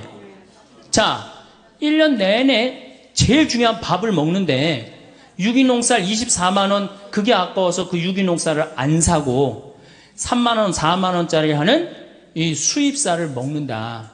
이게 머리가 없는 거죠. 생각이 없는 거죠. 1년에 한두 가마인데. 그리고 그걸 유기농을 우리가 먹으면은 우리 땅도 보존되고 농민도 살고 국민도 살고 얼마나 좋아. 그런데 애들 학원비는 30만 원, 40만 원 퍽퍽퍽 쓸데없는 거, 정말로 쓸데없는 거, 그걸 하면서 가장 중요한 먹는 거는 이게 15만 원, 24만 원 아깝다고, 그것도 5만 원, 6만 원은 수입을 먹는다. 이 문제가 많죠. 문제가 많아요. 그러니까 누가 의식이 깨야 돼? 주부들 의식이 깨야 된다. 주부들 의식이. 그래서 제가 3년 전에 된장을 담그려고 우리 콩을 사러 다니는데 영월, 정산, 평창 다 다니는데 50가마를 못 샀어요. 그만큼 우리 콩이 없는 거예요. 다 수입이에요. 다. 그러니까 여러분들이 우리 거라고 알고 먹는 것들도 우리 게 아닌 게 많아요. 특별히 소고기 20%야. 우리 평창에 이제 갈비집이 하나 있어요. 그래서 내가 저녁 7시, 8시 가면은요, 뭐라 그래? 신부님 다 떨어졌다는 거예요. 갈비집에 갈비가 다 떨어지고. 우리는 경매를 받는데요. 평창 한우를. 그래갖고 떨어지는 날이 있는 거야. 근데 도시에 나와보면은 그 많은 사람들이, 그 많은 고깃집에서 그 늦은 시간까지 그 한우 고기라고 다 먹는 거 보면 신기해요. 80%가 수입이에요. 지금도. 이제 미국에서 들어오면 95%, 5%대로 떨어져요. 5%대로. 그러니 정말로 우리 한우, 소고기, 대한민국이 그래도 이제 먹고 살만해갖고 쇠고기 좀 먹는다고 그랬는데 이 우리 고기가 하나도 없으니 참 문제죠. 그러니까 싸다고 들여온다. 이것도 좀 우리가 생각해 봐야 될 것 같아요. 얼마 전에 대통령께서 그런 말을 했어요. 우리나라도 일본처럼 1억짜리 소를 이제 생산해냈다고. 참 가슴 아픈 얘기예요. 왜냐하면 여러분들 1억짜리 소고기 먹으려면 얼마 들고 나가야지 4인 가족이 먹어요? 150만 원 들고 나가야지 먹어요. 여러분들 그럴 수 있어요, 없어요? 먹지 말라는 얘기지, 1억짜리 고기는. 아니면 광우병 위험이 있는 고기를 먹든지. 제일 좋은 건 뭐야? 우리 한우를 살리는 거예요. 아니, 한우뿐만 아니라 모든 걸, 우리 거를 살리는 거예요. 여러분, 이스라엘은 식량 자급률이 100%입니다. 이스라엘 가보면요, 다 사막이에요. 근데 요르단강에만 거의 식량을, 농사를 져요. 그런데도 그 열악한 나라가 식량 자급률이 100%예요. 기부추를 형성해갖고. 2000년 동안 떠돌아다니면서 절대적으로 느낀 게 뭐예요? 먹는 거예요, 먹는 거. 그래서 이스라엘 사람들은 컴퓨터 만드는 것보다도 더 중요한 걸 뭐라고 생각해? 식량으로 생각해. 전쟁이 일어나면 컴퓨터 깨물어 먹을 수 있어요, 없어요? 먹을 수 없죠? 식량이 제일 중요한 거예요. 그래서 이스라엘 사람들은 평지에 아파트를 안 짓습니다. 평지에. 그래갖고 사람들이 물어봐. 왜 당신들은 평지 아파트 안 짓고 다 언덕에 짓느냐? 저 평지는 우리 식량 나올 거의 터전이다. 근데 우리나라는 어떻게 돼요? 평지만 보면 아파트를 짓는 거예요. 정말로. 평지. 그러니까 식량에 대한 정책의 개념이 없는 거죠. 우리가 사다 먹으면 된다고요? 여러분들, 우리나라가 IMF 터졌을 때 제가 본당 신부할 때 돼지 농사 짓는 사람들 다 망했어요. 왜? 사료가 폭등하잖아요. 다 수입하기 때문에. 그러니까 식량은 외부의 영향을 너무너무 많이 받아요. 올해도 마찬가지. 올해도 33개 나라가 먹을 게 없는 거예요. 필리핀이 우리나라처럼 식량을 포기합니다. 올해 필리핀 먹을 걸 50만 톤을 못 샀다는 거예요. 그럼 150만 명이 먹을 게 없는 거예요. 얼마나 불행해요. 우리나라도 만약에 이제 쌀값이 지금 15만 원, 7만 원, 8만 원 하던 게 쌀값이 석유값처럼 30만 원, 40만 원, 우리는 굶어 죽는 사람 없을 것 같아요? 굶어 죽는 사람 많습니다. 자, 식량 문제는 왜 우리가 위험하냐? 우선 첫 번째로 지구온난화 때문에 식량 문제는 위험해요. 지금 세계를 먹여 살리는 나라가 캐나다하고 호주예요, 호주. 호주가 식량 수출을 제일 많이 합니다. 근데 5년 동안 가물었어요. 지구온난화 때문에. 그래갖고 호주가 식량을 생산하지 못하는 바람에 어떻게 됐어요? 세계가 지금 고통을 앓고 있는 거예요. 지구온난화 때문에 흉년이 들고. 그 다음에 여러분들 미얀마 이번에 쳤죠? 거기 곡창지대. 작년에는 사이클론 시드로라고 있어요. 방글라데시 쳤죠? 방글라데시도 쌀 생산을 엄청나게 하는 데거든요. 거기도 완전히 무너졌어요. 그러니까 식량값은 앞으로 떨어질 일은 없어요. 뛰면 뛰었지 떨어질 일은 없어요. 그러니까 우리가 점점 다른 나라의 석유 때문에 스트레스를 받듯이 뭐 때문에 스트레스 받아? 식량. 밀값도 지금 뛰었죠. 옥수수 값도 뛰었죠. 콩값도 뛰었죠. 더욱이 이 중국하고 인도가 문제예요.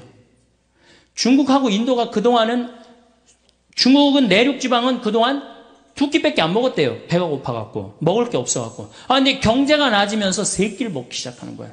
이게 13억이 두 끼 먹다가 세 끼 먹는다고 생각을 해봐요. 그래서 여러분들 중국은 지금 1년에 5천만 톤을 수입을 합니다. 5천만 톤이면 얼마냐면 1억 5천만 명 먹을 걸 수입하는 거예요. 이제 중국 자국에 있는 식량 수출 안 합니다. 다 못하게 하잖아요. 베트남도 자국에 있는 쌀 수출합니까? 안 합니까? 못하게 해요. 그럼 우리는 다 수입해 와야 되는데 뛸 수밖에 없어. 아니 석유값도 비싸갖고 지금 국가 경제가 휘청휘청하는데 식량까지 우리가 들여온다. 이게 문제가 많은 거예요. 자, 지구온난화. 이 참 문제죠. 우리가 만들어낸 거 인간이. 그 다음에 지구온난화로 뭐가 이제 문제냐? 이거는 2004년 미국 국방보고서 얘기예요. 이 농사를 강에 의지해서 짓잖아요. 그렇죠? 물에 의지해서. 물론 하늘에서 빗님이 제때제때 내려주면 딱 좋으시겠는데 내륙지방은 빗님을 안 내려주시고 해안지방은 빗님을 너무 내려주시는 거예요. 지금 추세가 계속 그런 추세예요. 그러니까 해안지방도 힘들고 내륙지방도 동시에 다 같이 힘들어요. 그러니까 지구가 먹는 것 때문에 고통스러운 거예요. 지금 지구가 가장 고통스러운 나라는 북한이고. 근데 이게 이제 자기네 나라를 개방하면 정말 북한의 고통스러운 거 우리가 볼 수 있을 거예요.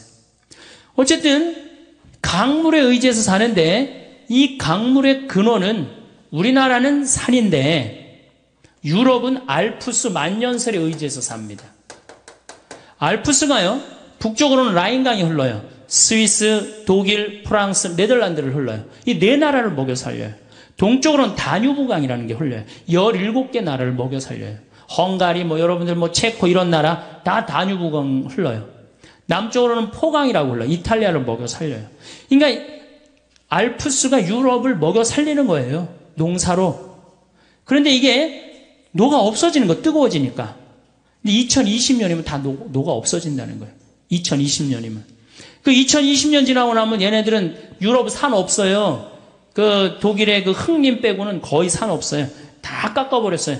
토지 대개혁을 해갖고. 그래갖고 산이 없어요. 산에 나무가 없어요, 유럽은. 근데 알프스가 딱 녹아버리면 어떻게 돼요? 이거 먹을 게 없으면 이동하게 돼 있습니다. 탈출하게 돼 있어요. 자, 히말라야, 인도, 파키스탄, 네팔, 티베트가 매달려 살아. 겐지스강, 인도로 흘러요. 거의 10억 명을 먹여 살려요. 근데 여기도 작년에도 막 그 히말라야 만년설이 녹아갖고 홍수가 일어난다고 그랬잖아요. 왜 홍수가 일어나요? 산이 이렇게 있어. 그러면 이런 데는 호수가 있는 거야. 근데 막 녹아내리니까 이게 어떻게 돼요? 넘치면서 홍수가 되는 거예요. 그래서 수십 명씩, 수백 명씩 죽잖아요. 그러니까 막 녹아내리는 거예요. 이것도 2020년이면 다 녹아 없어진다는 거예요. 킬리만자로, 아프리카는 킬리만자로가 있어요. 근데 아프리카는 제가 작년에 킬리만자로에 갔다 왔는데 다 녹아 없어졌어요. 이제 만년설이라고 할 수가 없어요. 끄트머리 조금 남아있어요. 산이 이렇게 있으면 요렇게 남아있어요. 요렇게. 제 책 그 어디로 가야 하나라는 그 환경 에세이, 거기에 제가 찍은 사진을, 킬리만자로 찍은 사진을 했는데 요만큼 남아있어요. 그러니까 아프리카는 지금 어떤 땅이 돼? 고통의 땅이 돼 있잖아요. 소말리아, 케냐, 이디오피아, 동북지방이라고 그러는데 여기는 비가 30년 동안 안 옵니다. 30년 동안 안 와갖고 애들이 너무너무 목이 마르. 그럼 어떻게? 자기 오줌을 받아 먹어요. 너무너무 목이 마렸기 때문에. 지금 우리가 이 너무 좋은 여건에서 살아갖고 지구가 얼마나 병들고 힘들어하는지 우리는 잘 모르는데 조금만 여기저기 돌아다녀 보면요. 얼마나 지구는 지금 이게 거의 정말 생명체가 완전히 망가지고 있는 거예요. 우리는 다행히 대한민국에 살아갖고 그것도 나무 만년설에 의지 안 하고 어디 의지하고 살아? 나무에 사는데 나무가 어떻게? 울창하단 말이야. 정말로 감사한 거죠. 정말로 살기 좋은 나라. 여러분들 감사해야 돼요. 대한민국에 사는 거. 감사하세요? 네. 자, 그 다음에 중국은 텐산 산맥이라고 있어요. 텐산. 거기에 3억 명이 매달려 살아요. 그 다음 이 미국, 캐나다는 로키 산맥이 있어요. 남미는 안데스 산맥이 있어요. 근데 이게 2020년이면 지구가 뜨거워져서 다 녹아 없어진다는 거예요. 2020년이면 다 녹아 없어지면 이때 핵전쟁이 일어난다는 거예요. 이게 2004년 미국 국방보고서 내용이에요. 아니, 환경 난민들이 생기면은, 우리나라로 막 밀고 올 거 아니야. 산 많은. 그 우리나라 어떻게 다 그냥 당해요? 그러니까, 일본, 대만, 우리나라, 이런 나라들은 핵을 쓴다는 거예요. 그게 참 무서운 얘기예요. 제 얘기가 아니라 미국 국방보고서 얘기예요. 그만큼 2020년 몇 년 남은 거예요? 12년 남은 거예요. 땅 살라고 그러지 말고, 아파트 더 넓은 거 살라고 그러지 말고, 그렇게 힘들게 살지 마세요. 그냥 어떻게? 지금 있는 집에서 애 학원 보내지 말고, 지금 있는 집에서 행복하게 사는 게 제일 좋은 거예요. 그리고 집에 쌀 한 가마 꼭 비치해 두고. 제가 요즘 돌아다니면서 하는 얘기가 뭐예요? 집에 쌀 한 가마 꼭 해둬라. 왜냐하면 이게 미얀마나 이번에 이 수촨성인가 여기 모든 질서가 한 번에 무너집니다. 유통 질서 다 무너져요. 얼마나 고통스러워요. 우리나라가 만약에 슈퍼 태풍이 왔다. 슈퍼 태풍이 왔고 서해안으로 재수없이 밀고 들어왔고 서울을 쳤다. 그러면 여러분들 유통 질서 무너지면은 얼마나 먹을 게 남아있을 것 같아요? 여러분들 막 유통 질서가 무너졌어. 그럼 집에 여러분들 얼마나 먹을 거 있을 것 같아? 며칠? 한 달이나 하는 집이 있어요? 조사를 해보니까 2주 이상 넘기는 집이 없어요. 2주 이상. 그러니까 쌀 한 가마씩 오늘 집에 가고 한 가마씩 다 사다가 놔둬요. 그리고 고추장, 된장 이렇게 좀 사놓고, 그래갖고 갑자기 유통진서 무너졌을 때 어떻게? 밥 줘서 고추장 비벼 먹고, 전심 땐 된장 비벼 먹고, 이렇게 하셔야 돼요. 자, 보십시오. 우리나라 지금 저 산에 있는 저수량이 180억 톤이에요. 180억 톤이라고 하면 팔당댐 아시죠? 팔당댐이 저수량이 정확하게 2억 7,500만 톤이에요. 그러니까 팔당댐 몇 개가 있는 거야? 60개가 우리는 어디에 있어요? 산에 있는 거예요. 2020년에 가장 경쟁력이 있는 나라는 어느 나라? 대한민국이에요. 에너지만 좀 절약하고 식량만 우리가 확보되면요, 우리나라 정말로 살기 좋은 나라예요. 국민들 성실하고 물건 잘 만들고 애들 착하고 얼마나 좋아요. 자, 두 번째 식량 위기의 두 번째 이유 중에 하나는 뭐냐면 경제개발이에요. 이게 세계가 경제개발을 하면은 참 좋아야 되는데, 이게 경제개발을 하는 바람에 인도나 중국이 농업을 포기하고 공업으로 돌아간단 말이에요. 그러니까 자꾸 식량이 줄어드는 거예요. 하여튼 인도하고 중국 제일 머리 아픈 나라예요. 근데 인도 같은 경우는 뉴델리가 있고 올델리가 있는데요. 우리가 인도 하면은 우리나라 사람들이 중국 굉장히 한동안 무시했죠. 못 사는 나라라고. 근데 지금 무섭게 지금 하고, 지난번에 성화할 때 데모하는 거 봐요. 다른 나라에서. 그런데 더 무서운 나라는 인도예요.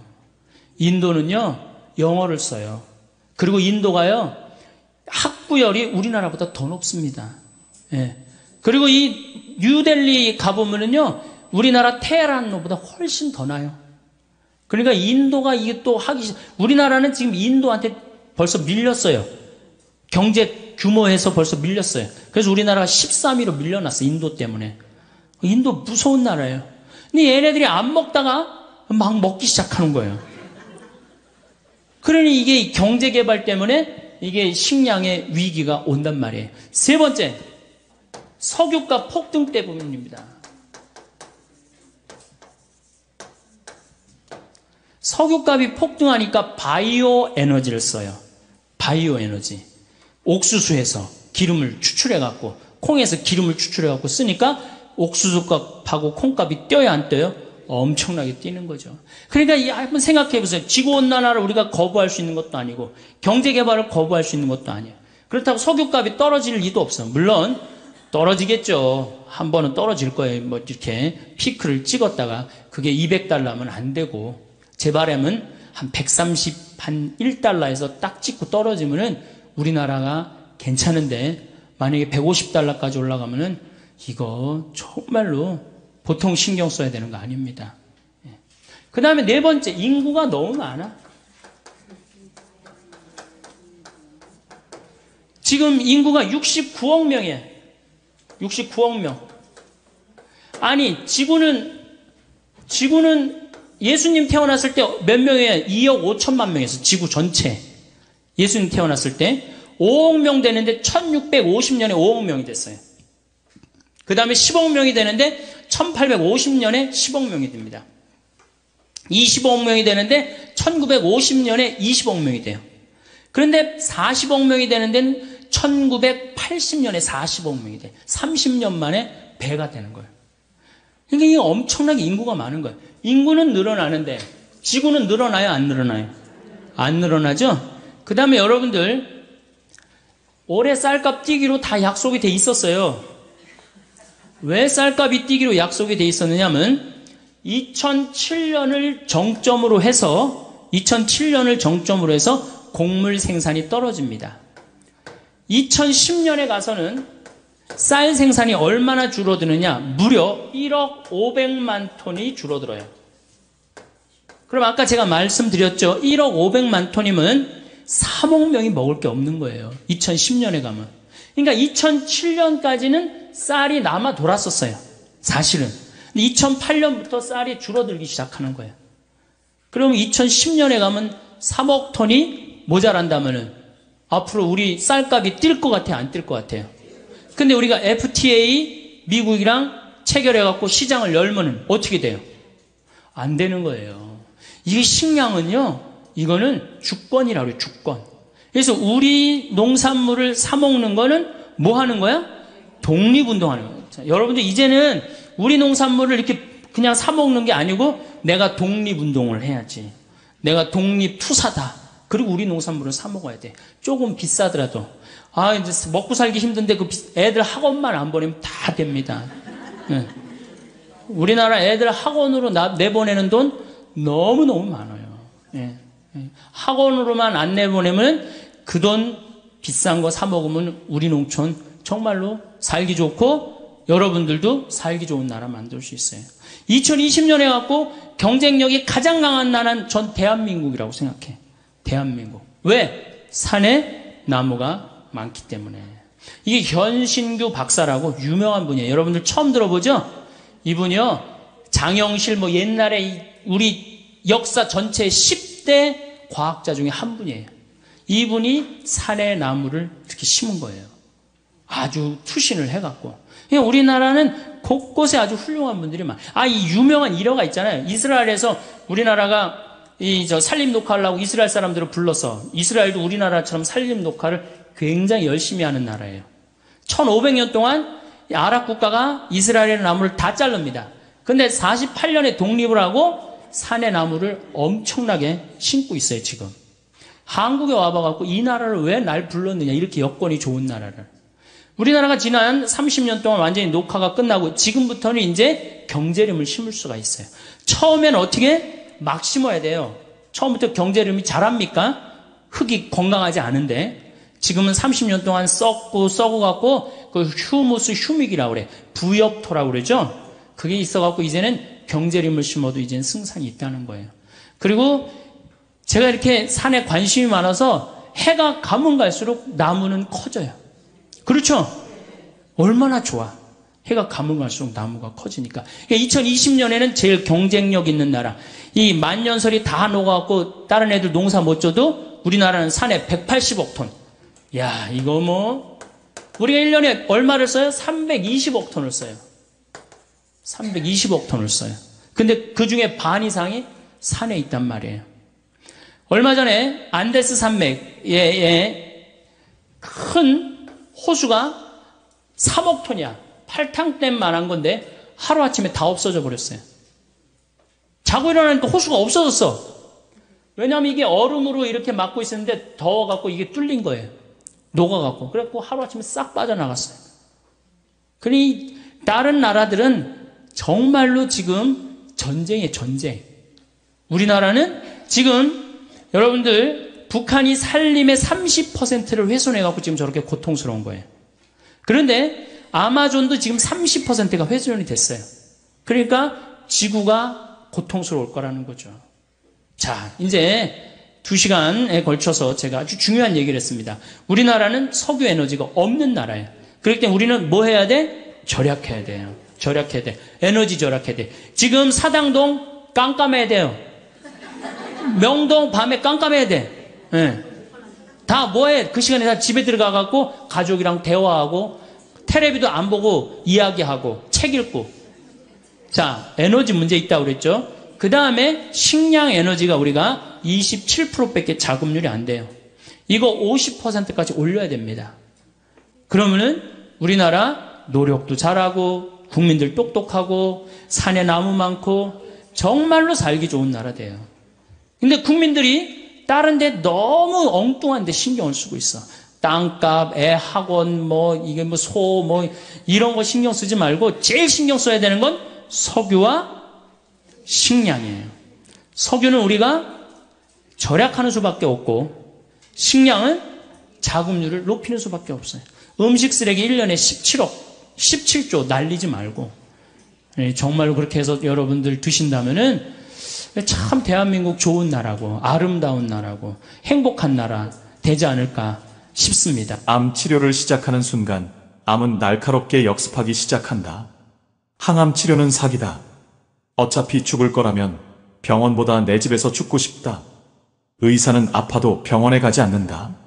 50여 년간 4만 명 이상의 암 환자를 진료한 암 전문의 곤도 마코토 박사는 말합니다.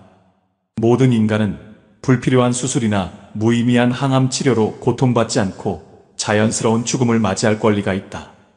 그러나 암 선고를 받은 후 마치 컨베이어 벨트에 올라탄 듯 독한 항암 치료와 소득 없는 절제 수술을 정신없이 오가다 인생을 차분히 정리할 시간도 갖지 못하고 엄청난 의료비만 남긴 채 중환자실에서 사망에 이르는 사람들이 점점 더 늘고 있다. 암을 치료해서 건강한 사람과 죽는 사람은 무엇이 다를까요? 아무리 생각해도 이상합니다. 암을 선고받고 똑같이 치료를 받았는데 어떤 사람은 건강하게 살고 또 어떤 사람은 전이로 사망합니다. 겉으로는 똑같은 암인데 왜 운명이 갈릴까요? 또 조기 발견과 조기 치료가 암을 낫게 할 텐데 왜 죽는 사람은 늘어나기만 할까요? 저자는 이 같은 의문의 해답이 바로 유사암, 진짜 암 이론에 있다고 합니다. 그는 암 치료를 하지 않는 것, 중단하는 것은 절대 삶을 포기하는 것이 아니다. 더 오래 잘 살기 위한 현명한 선택이다라고 힘주어 말합니다. 결국 저자는 암에서 벗어날 수 있는 방법은 환자의 신념과 생활 습관에 달려 있다고 말합니다. 그래서 오늘은 암에 걸리지 않고 장수하는 30가지 습관 중 10가지를 소개해드리겠습니다. 암 환자를 가족으로 둔 사람이나 병간호 중인 사람들, 암 진단을 받고 치료 중인 환자나 치료를 중단한 환자뿐만 아니라 건강에 관심 있는 모든 사람에게 이 책이 도움이 되셨으면 좋겠습니다. 곤도 마코토의 암 치료에 대한 솔직한 고백과 거침없는 충고, 지금 바로 시작하겠습니다. 어차피 죽을 거라면 병원보다 내 집에서 죽고 싶다. 지금 일본에는 100세 고령자가 수만 명이나 있는데 사후에 해부를 하면 거의 모든 사람에게서 암이 발견된다. 전립선암만 해도 80대 남성의 90%가 갖고 있다. 암을 눈치채지 못하고 오래 살다가 편하게 세상을 떠나는 사람도 부지기수로 많다. 이 책에서 말하는 암에 걸리지 않는다는 것은 암을 멀리하다라는 뜻 외에도 암을 발견할 수 있는 검사를 받지 않는다. 암을 잊고 무시한다. 암 치료를 하지 않는다는 의미가 포함되어 있다. 진짜 암과 유사암. 암의 뿌리는 단 한 개의 암줄기세포다. 줄기세포에 전이 능력이 있는 것이 진짜 암이다. 이것은 일단 생기면 바로 혈액을 타고 간과 폐, 뼈, 뇌 등에 퍼져서 잠복한다. 인간이 조기 발견할 수 있는 것은 암이 520년에 걸쳐 1cm 이상 커졌을 때다. 그러나 전이는 암이 1mm 이하일 때 온몸에 흩어지며 일어난다. 그래서 진짜 암은 아무리 수술이나 항암제 치료를 해도 전이가 일어난다. 오히려 치료로 암이 기승하기 시작해 수명을 단축시키는 경우가 많다. 반면에 유사암은 줄기세포의 전이 능력이 없어서 목숨을 빼앗지 않는다. 내버려두면 커지지 않고 사라지는 경우도 있다. 그래서 치료하지 않는 편이 낫다. 실제로 암방치를 선택한 수백 명의 위암, 폐암, 전립선암, 유방암, 자궁암 환자를 25년 넘게 진찰해왔다. 그리고 지금 단언할 수 있다. 고형암은 진짜도 가짜도 가능한 한 방치에서 상황을 보다가 통증이나 호흡 곤란이 생겼을 때 비로소 그것을 경감시키는 완화 케어를 하는 것이 좋다. 요컨대 치료가 아니라 증상 제거에 초점을 맞춰야 한다. 이것이 가장 고통스럽지 않고 돈도 들지 않는 연명 방법이다. 암에 걸리지 않고 장수하는 습관 10가지. 1. 의사를 멀리한다. 암 환자가 되지 않으려면 지켜야 할 규칙이 있다. 참을 수 없는 통증, 죽을 것 같은 고통이 없는 한 의사를 가까이 하지 않는 것이 그 규칙이다. 물론 건강검진이나 단기 입원 종합검사도 받지 않는다. 백신도 접종하지 않는다. 병원에 가지 않으면 암이 발견될 일도 없고 공연히 치료받을 일도 없다. 그러면 꽤 높은 확률로 평온하게 천수를 누릴 수 있다. 여기에는 좋은 예가 있다. 홋카이도 유바라 시가 재정 파탄으로 병원 문을 닫자 일본인의 3대 사망 원인인 암, 심장병, 폐렴의 사망률이 낮아지고 자택에서 편안히 천수를 다하는 자연사가 급증했다. 이쯤에서 의사를 가까이에 수명이 단축된 유명인의 예를 들어보자. 일본 스모의 가장 높은 등급 장사였던 지오 노후지는 단기 입원 종합검사에서 작은 췌장암을 발견해 바로 수술을 받았다. 그야말로 조기 발견, 조기 치료였다. 암은 완전히 제거했다고 의사는 말했지만 몇 개월 후 폐로 전이되어 수술 후 1년 만에 사망했다. 체중은 수술 전보다 13kg이나 줄었다고 한다. 가부키 배우 반도 미쓰고로도 거의 같은 경과를 거쳐 암이 폐로 전이되어 수술 후 1년 반 만에 사망했다. 췌장암은 진짜가 많지만 가만히 내버려두면 대개 잠잠해지고 전이도 바로 나타나지 않는다. 두 사람 모두 검사를 받지 않았다면 지금도 췌장암의 존재조차 모른 채 건강하게 활약했을 가능성이 있다. 동료 의사 만다료 쿠헤이도 이렇게 말했다. 저희 어머니는 10년도 더 전에 초기 췌장암 진단을 받았어요. 물론 수술은 하지 않았습니다. 재검사를 하지 않았기 때문에 진행되었는지 아닌지 모르지만 어머니는 지금도 건강하게 수영을 하며 지내세요. 검사를 받지 않는다. 건강진단, 단기 입원 종합검사, 암검진으로 목숨을 구할 수는 없다. 많은 사람들이 암은 조기에 발견해 제거하면 낫는다고 믿는다. 50년 전보다 훨씬 많은 암이 발견되고 있지만 사망자 수는 줄지 않는다. 오히려 조금 늘었다. 수술이나 항암제 등의 조기 치료로 수명이 단축된 사람들 때문일 것이다. 기력도 있고 식사도 잘하는데 건강검진, 암검진 등에서 신경 쓰이는 그림자나 수치 암이 발견된다. 그러면 의사는 작을 때 발견해서 행운이다. 당장 절제하자고 몰아댄다. 가령 전립선암 생체검사의 경우 고관 사이로 여러 개의 바늘을 찔러 조직을 채취해서 세포를 조사하는데 그 후유증으로 입원하거나 사망하는 경우도 있다. 검사 마이너스 치료의 컨베이어 벨트에 타지 마라. 암은 체내에서 생겨나 검사를 통해 발견될 때까지 520년 이상 걸린다. 사람들이 생각하는 것보다 훨씬 천천히 진행되는 경우가 대부분이다. 만일 진짜 암이면 처음부터 전신의 전이에 잠복해 있다. 그래서 상태를 보고 통증이 점점 심해진다. 음식을 먹을 수 없다. 숨쉬기 곤란하다 등의 증상이 나타났을 때만 그것을 완화하는 치료를 하는 것이 좋다. 암 치료를 하지 않는 것, 중단하는 것은 절대 삶을 포기하는 것이 아니다. 보다 오래 잘 살기 위한 현명한 선택이다. 3. 약을 먹지 않는다. 약으로는 병을 막을 수 없고 치료할 수도 없다. 어느 60대 환자가 동창회에 모인 40명 가운데 약을 안 먹는 사람은 나뿐이었다고 말한 적이 있다. 이러한 약의 복용은 대부분 건강검진에서부터 시작된다. 혈압을 낮추는 강압제만 해도 60대의 약 30% 이상이 복용하고 70대만 돼도 그 비율은 50% 이상으로 올라간다.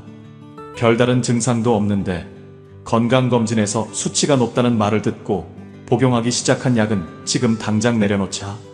혈압, 콜레스테롤, 혈당치를 낮추는 약으로 수명이 늘었다는 자료는 전무하고 오히려 암, 뇌경색, 치매, 거동을 못하게 되는 원인이 된다. 오랜 기간 복용한 약은 중단해도 한동안 약효가 지속되므로 급격한 악화는 나타나지 않는다. 불안하면 일주일에 한 종류씩 줄이자. 약으로 치료할 수 있는 것은 세균성 감염 정도다. 질병의 약 90%에 대해서 약은 수치만 떨어뜨리거나 증상을 잠시 완화하는 효과밖에 없다. 조금이라도 편해질 수 있으니까 고맙다고 해야 할까? 하지만 모든 약에는 두통, 위통, 혈변, 어지럼증, 정신불안, 부정맥 등 독성과 부작용이 있다. 알츠하이머형 치매 치료제 매마리의 일본 국내 연간 판매액은 4,600억 원대인데 경련, 실신, 환각, 창난 등의 증상이 일어나기 쉽다. 그렇다면 한방약은 안심할 수 있을까? 그렇지 않다. 항암제 재료가 될 만큼 독성이 강한 성분이 포함된 것도 있어서 한방약 부작용으로 사망자가 생긴 사건은 무수히 많다. 질병의 90%는 내버려두는 것이 안전하다. 약이 필요한 경우는 다음에 2가지뿐이라고 생각한다. 심근경색 등 목숨과 관련된 증상이 있는 경우 그 약을 복용해서 확실히 심신의 상태가 좋아진 경우 최초의 한 알에 손을 대지 말아야 한다. 4. 살을 빼지 않는다. 요즘에는 암이 사라지는 식사, 암은 식사로 낫는다는 식의 정보가 넘쳐나다 보니 암 환자 대부분이 현미, 채식 위주로 식단을 바꿔버린다. 이는 대부분 균형 잡힌 영양 섭취가 어렵거나 섭취 칼로리가 낮은 살이 빠지는 식사법이다. 살이 빠지면 암에 대한 저항력이 떨어진다. 지나치게 살을 빼서는 안 되고 고루 영양을 갖춘 식사를 해야 한다. 이는 암뿐만 아니라 만병을 멀리해 건강하게 장수하는 비법이기도 하다. 현미, 채식 등의 살이 빠지는 식사요법은 수명을 단축시킨다. 가장 신경 써서 섭취해야 할 것은 세포를 만들고 복원하는 단백질이다. 그 중에서도 몸에 흡수되기 쉬운 달걀, 우유, 치즈 등 동물성 단백질을 먼저 섭취하자. 체력을 만드는 지방도 중요하다. 식욕이 없을 때는 조금씩 몇 번에 나눠서 먹어보자. 그 중에서도 특히 추천하는 것이 저렴하고 손쉽게 구할 수 있는 완전식품 달걀이다. 달걀은 비타민C 이외의 영양소를 완벽하게 갖추었고 소화도 잘 된다. 매일 달걀과 쿠키를 먹어서 117세까지 살았다. 이탈리아의 에마 모라노 할머니가 생전에 밝힌 장수 비결이다. 할머니는 젊을 때 빈혈로 몸이 약했는데 의사가 달걀 섭취를 권했다고 한다. 인간이 건강하게 오래 살기 위해서는 몸에 충분한 살과 지방이 필요하다. 이살집이 있으면 큰 병에 걸리거나 식욕이 없는 날이 이어져도 자신이 저축한 영양분을 이용해 병과 싸우는 에너지를 만들 수 있다. 동물성 단백질을 잘 섭취해서 살도 저축해두자. 5. 7시간 숙면을 취한다. 수면 부족은 몸의 리듬을 무너뜨려 암을 부른다. 6시간 이하의 수면은 유방암을 일으킬 위험이 크다. 스트레스가 많은 현대사회인 만큼 불면으로 고민하는 사람도 많다. 수면과 암의 관계에서는 수면 시간이 짧은 사람일수록 유방암에 걸리기 쉽다는 연구 결과를 비롯해 몇 가지 보고되었다. 과거 1년간의 평균 수면 시간에 대해 6시간 이하, 7시간, 8시간, 9시간 이상으로 나눠서 조사한 결과를 비교하면 수면 시간이 6시간 이하인 사람들이 유방암에 걸릴 위험이 확실히 높은 것으로 나타났다. 또 수면 호르몬 멜라토닌이 전립선암을 막는다. 멜라토닌 분비는 아침 햇빛을 쐬어서 체내 시계가 재설정되면 잠시 멈추었다가 14시간에서 16시간 정도 지나면 다시 시작되곤 한다. 수면 중에는 성장 호르몬도 분비된다. 낮 동안의 활동으로 세포가 손상된 몸을 회복시켜주는 호르몬이다. 수면 부족이 이어지면 피로가 쌓여 감기에 쉽게 걸리거나 피부 트러블과 탈모가 심해진다. 성장 호르몬이 제대로 분비되지 않은 탓에 회복이 늦어 건강을 해치고 노화를 초래하기 때문이다. 또 신진대사 능력도 떨어져 밤샘을 하면 곧바로 얼굴이 붓는다. 교감신경의 긴장이 지속되어서 혈압도 올라간다. 하나같이 수명을 줄이는 일뿐이다. 수면 시간이 6시간 이하인 사람은 78시간인 사람에 비해 사망률이 2.4배 높아진다. 수면 시간은 7시간이 적절하고 과다수면도 일찍 사망한다. 오랜 시간 잠을 자는 것도 문제로 수면 시간이 7시간인 사람과 비교하면 9시간인 사람의 사망률은 남성이 17%, 여성이 23%나 높았다. 잠드는데 어려움을 겪는다면 먼저 따뜻한 물로 샤워를 한 후 가볍게 스트레칭을 하자. 체온이 올라간 상태에서 내려가거나 적당한 피로감이 있을 때 뇌도 긴장을 풀고 편안히 잠들 수 있다. 수면 유도제나 술에 의존하지 말고 자연스럽게 잘 수 있는 방법을 고민해보자. 6. 염분 섭취를 줄이지 않는다. 소금과 암, 소금과 고혈압은 관계없다. 건강을 생각한다면 맛 자체보다는 염분을 줄이고 싱겁게 먹는 것이 중요하다. 그래서 라면이나 가락국수의 국물을 후루룩 마시는 것도 생선구이에 간장을 뿌리는 것도 조심스러울 수밖에 없다. 이렇듯 염분에 대항해 무미건조한 식생활을 하는 사람이 많아 혀에 닿는 순간 맛있다고 느껴지는 적당히 쪄맛이 몸에 가장 좋은데도 말이다. 사실은 염분이 부족한 사람이 더 일찍 죽는다. 일본이 세계 제1의 장수국이 된 것은 소금을 잘 섭취한 것도 한 원인이 아닐까 하는 설도 있는데 이와 관련해 지방자치단체별 소금 소비량과 암사망률 자료가 시선을 끈다. 나가노현은 1995년부터 전국에서 가장 낮은 암 사망률을 자랑하는 장수현으로 남성의 평균 수명은 1990년부터 줄곧 전국 최고다. 그런데 나가노현의 소금 소비량은 전국 4위, 된장 1위, 간장 8위로 월등하게 짠 음식을 좋아하는 지역이다. 1일 소금 섭취량 6.7g 미만은 사망률이 증가한다. 미국 고혈압학회에서 상을 받은 의학 박사 아오키 규조는 소금 결핍은 생명을 빼앗는다. 일본인 고혈압 환자 중 98%는 소금과 관계가 없다고 말했다. 물과 소금 중 어느 한쪽이 부족해도 탈수, 현기증, 정신장애, 신부전, 혼수 등이 일어나고 최악의 경우 죽음에 이른다. 특히 날씨가 더워 땀을 많이 흘리는 계절에는 나트륨을 빼앗기기 쉽고 염분 부족은 열중증과 관계하는 탓에 물뿐 아니라 소금도 보충해야 한다. 물과 소금은 몸에 필요한 양을 제외하고는 바로 소변으로 배출되는 까닭에 과다 섭취에도 걱정할 필요가 없다. 덴마크의 어떤 연구자는 몇몇 의료단체가 하루 소금 섭취량을 6g 미만으로 줄이자고 권고하고 있다. 건강한 사람을 대상으로 한 연구에서는 소금 섭취량이 6.7g 미만일 때 사망률이 증가했다고 경고했다. 공포감을 조장하는 비즈니스에는 늘 주의하자. 7. 모든 일을 과하게 파고들지 않는다. 무리한 체중 감량, 격렬한 운동, 히트쇼크로 목숨을 잃는다. 공자가 인덕의 최상위에 두었던 중용처럼 과하거나 부족함 없이 적당히 균형 잡힌 삶은 건강에도 그대로 적용된다. 예를 들어 무리하게 체중을 감량하면 정상세포가 약해져 암에 걸리기 쉽다. 격렬한 운동을 하면 면역력이 떨어지고 혈관도 막히기 쉽다. 어떤 일이건 과하게 파고들면 몸에 부담을 주게 되며 결국 수명에도 영향을 미친다. 운동은 적당히 걷는 일에 유의해서 매일 아침 반려견과 함께 30분 정도 산책을 즐긴다. 지하철역에서는 가능한 한 계단을 이용한다.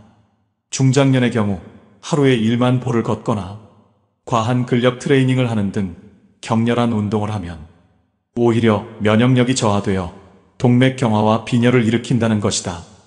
격렬한 운동 중에는 심장이 혈액을 대량으로 내보내 노화로 인해 딱딱하고 가늘어진 혈관을 무리하게 지나게 되므로 혈관이 더욱 노화하는 까닭이다. 히트쇼크에 대한 이야기도 해보자. 특히 겨울은 저승으로 들어가는 귀문으로 추운 실외와 따뜻한 실내, 서늘한 욕실과 뜨거운 목욕물 등의 온도 차이로 혈압이 오르내려 생명을 잃기 쉽다. 따뜻한 방에 있다가 추운 곳에 나가 옷을 벗으면 혈관이 수축해 혈압이 급격히 올라가서 심근경색과 뇌졸중을 일으키는 방아쇠가 된다. 욕실을 지나치게 서늘하게 하지 말고 욕조물도 적당한 온도를 유지해서 히트쇼크를 예방하자. 8. 햇빛을 적당히 쬐는다. 햇빛은 넘쳐도 부족해도 암을 일으킬 위험이 높아진다. 햇빛을 많이 쐬면 피부암에 걸릴 위험이 높아진다는 설은 잘 알려져 있다. 미국에서 이루어진 조사에서는 일조량이 적은 북부 지역에서는 대장암 등의 사망률이 높다는 것이 밝혀져서 비타민 D에 대한 관심이 높아지는 계기가 되었다. 미국과 노르웨이의 합동연구팀도 햇빛에 대한 노출이 많은 지역에서는 전립선암, 유방암, 대장암 환자의 생존율이 높다. 비타민 D가 암 예방에 좋은 효과를 발휘한다는 것을 나타낸다고 발표했다. 비타민 D는 부족하면 뼈의 질병을 초래하는 비타민으로 칼슘의 흡수를 도와 뼈와 치아를 튼튼하게 하고 당뇨병 등의 생활습관병 예방에도 관계할 가능성이 보고되었다. 햇빛을 쐬면 피부에서 비타민 D가 합성된다. 생선, 달걀, 버섯 등의 식품을 통해서도 얻을 수 있지만 햇빛을 적당히 쐬기만 해도 충분한 양이 만들어진다. 전문가의 이야기를 종합하자면 적당한 햇빛의 양은 다음과 같다. 맑은 날에 반소매를 입었다면 그 상태 그대로 긴 소매를 입었다면 피부가 드러나도록 소매를 살짝 걷어 올려서 1020분 정도 햇빛을 쐬는 것이다. 이것만으로도 충분한 양의 비타민 D를 만들어낼 수 있다. 여성은 골다공증에 걸리기 쉽기 때문에 하루 15분은 햇빛을 쐬는 것이 좋다. 비타민 D를 효율적으로 섭취할 수 있는 식품에는 연어, 고등어, 꽁치 등이 있다. 9. 의사의 으름장에 겁먹지 않는다. 의사는 환자의 불안을 부채질해서 치료에 끌어들인다. 건강한 사람의 불안을 부채질해서 치료에 끌어들이는 광고가 세상에 넘쳐난다. 의료는 공갈 사업이구나 하는 생각이 든다. 암은 목숨과도 관계되는 병이라서 으름장도 과격하다. 치료하지 않으면 큰일 난다. 수술하지 않으면 장폐색으로 대골대골 뒹굴 만큼 아프다 등등. 한 환자는 주치의에게 치료를 그만두겠다고 했더니 묘를 준비해 두라는 말을 들었다고 한다. 의사의 으름장의 질에 겁먹지 않고 후회하지 않을 의료진을 찾으려면 나름대로 폭넓게 정보를 수집하고 자신의 머리로 생각해 스스로 판단할 수 있어야 한다. 병원에서 살해당하지 않기 위한 7가지 매뉴얼을 정리했다. 첫 번째는 치료의 부정적인 면까지 포함해 스스로 부지런히 폭넓은 정보를 수집한다. 두 번째는 인사하지 않는 의사, 환자의 얼굴을 보지 않는 의사, 깔보는 의사로부터 도망친다. 세 번째는 갑자기 5종류 이상의 약을 처방하는 의사로부터 도망친다. 네 번째는 의사의 유도에 말려들지 말고 설명을 곧이곧대로 믿지 않는다. 5번째는 의사에게는 꺼리지 말고 질문한다. 6번째는 수술 후유증, 약의 부작용, 치료 후 생존율과 그 근거를 자세히 묻는다. 마지막 7번째는 여러 의사의 소견을 듣되 검사 자료와 X선, CT 영상은 환자의 것이므로 당당히 요구한다. 사전에 제대로 자료를 조사해서 의사가 겁을 주어도 의연히 맞서자. 10. 자연사를 목표로 한다.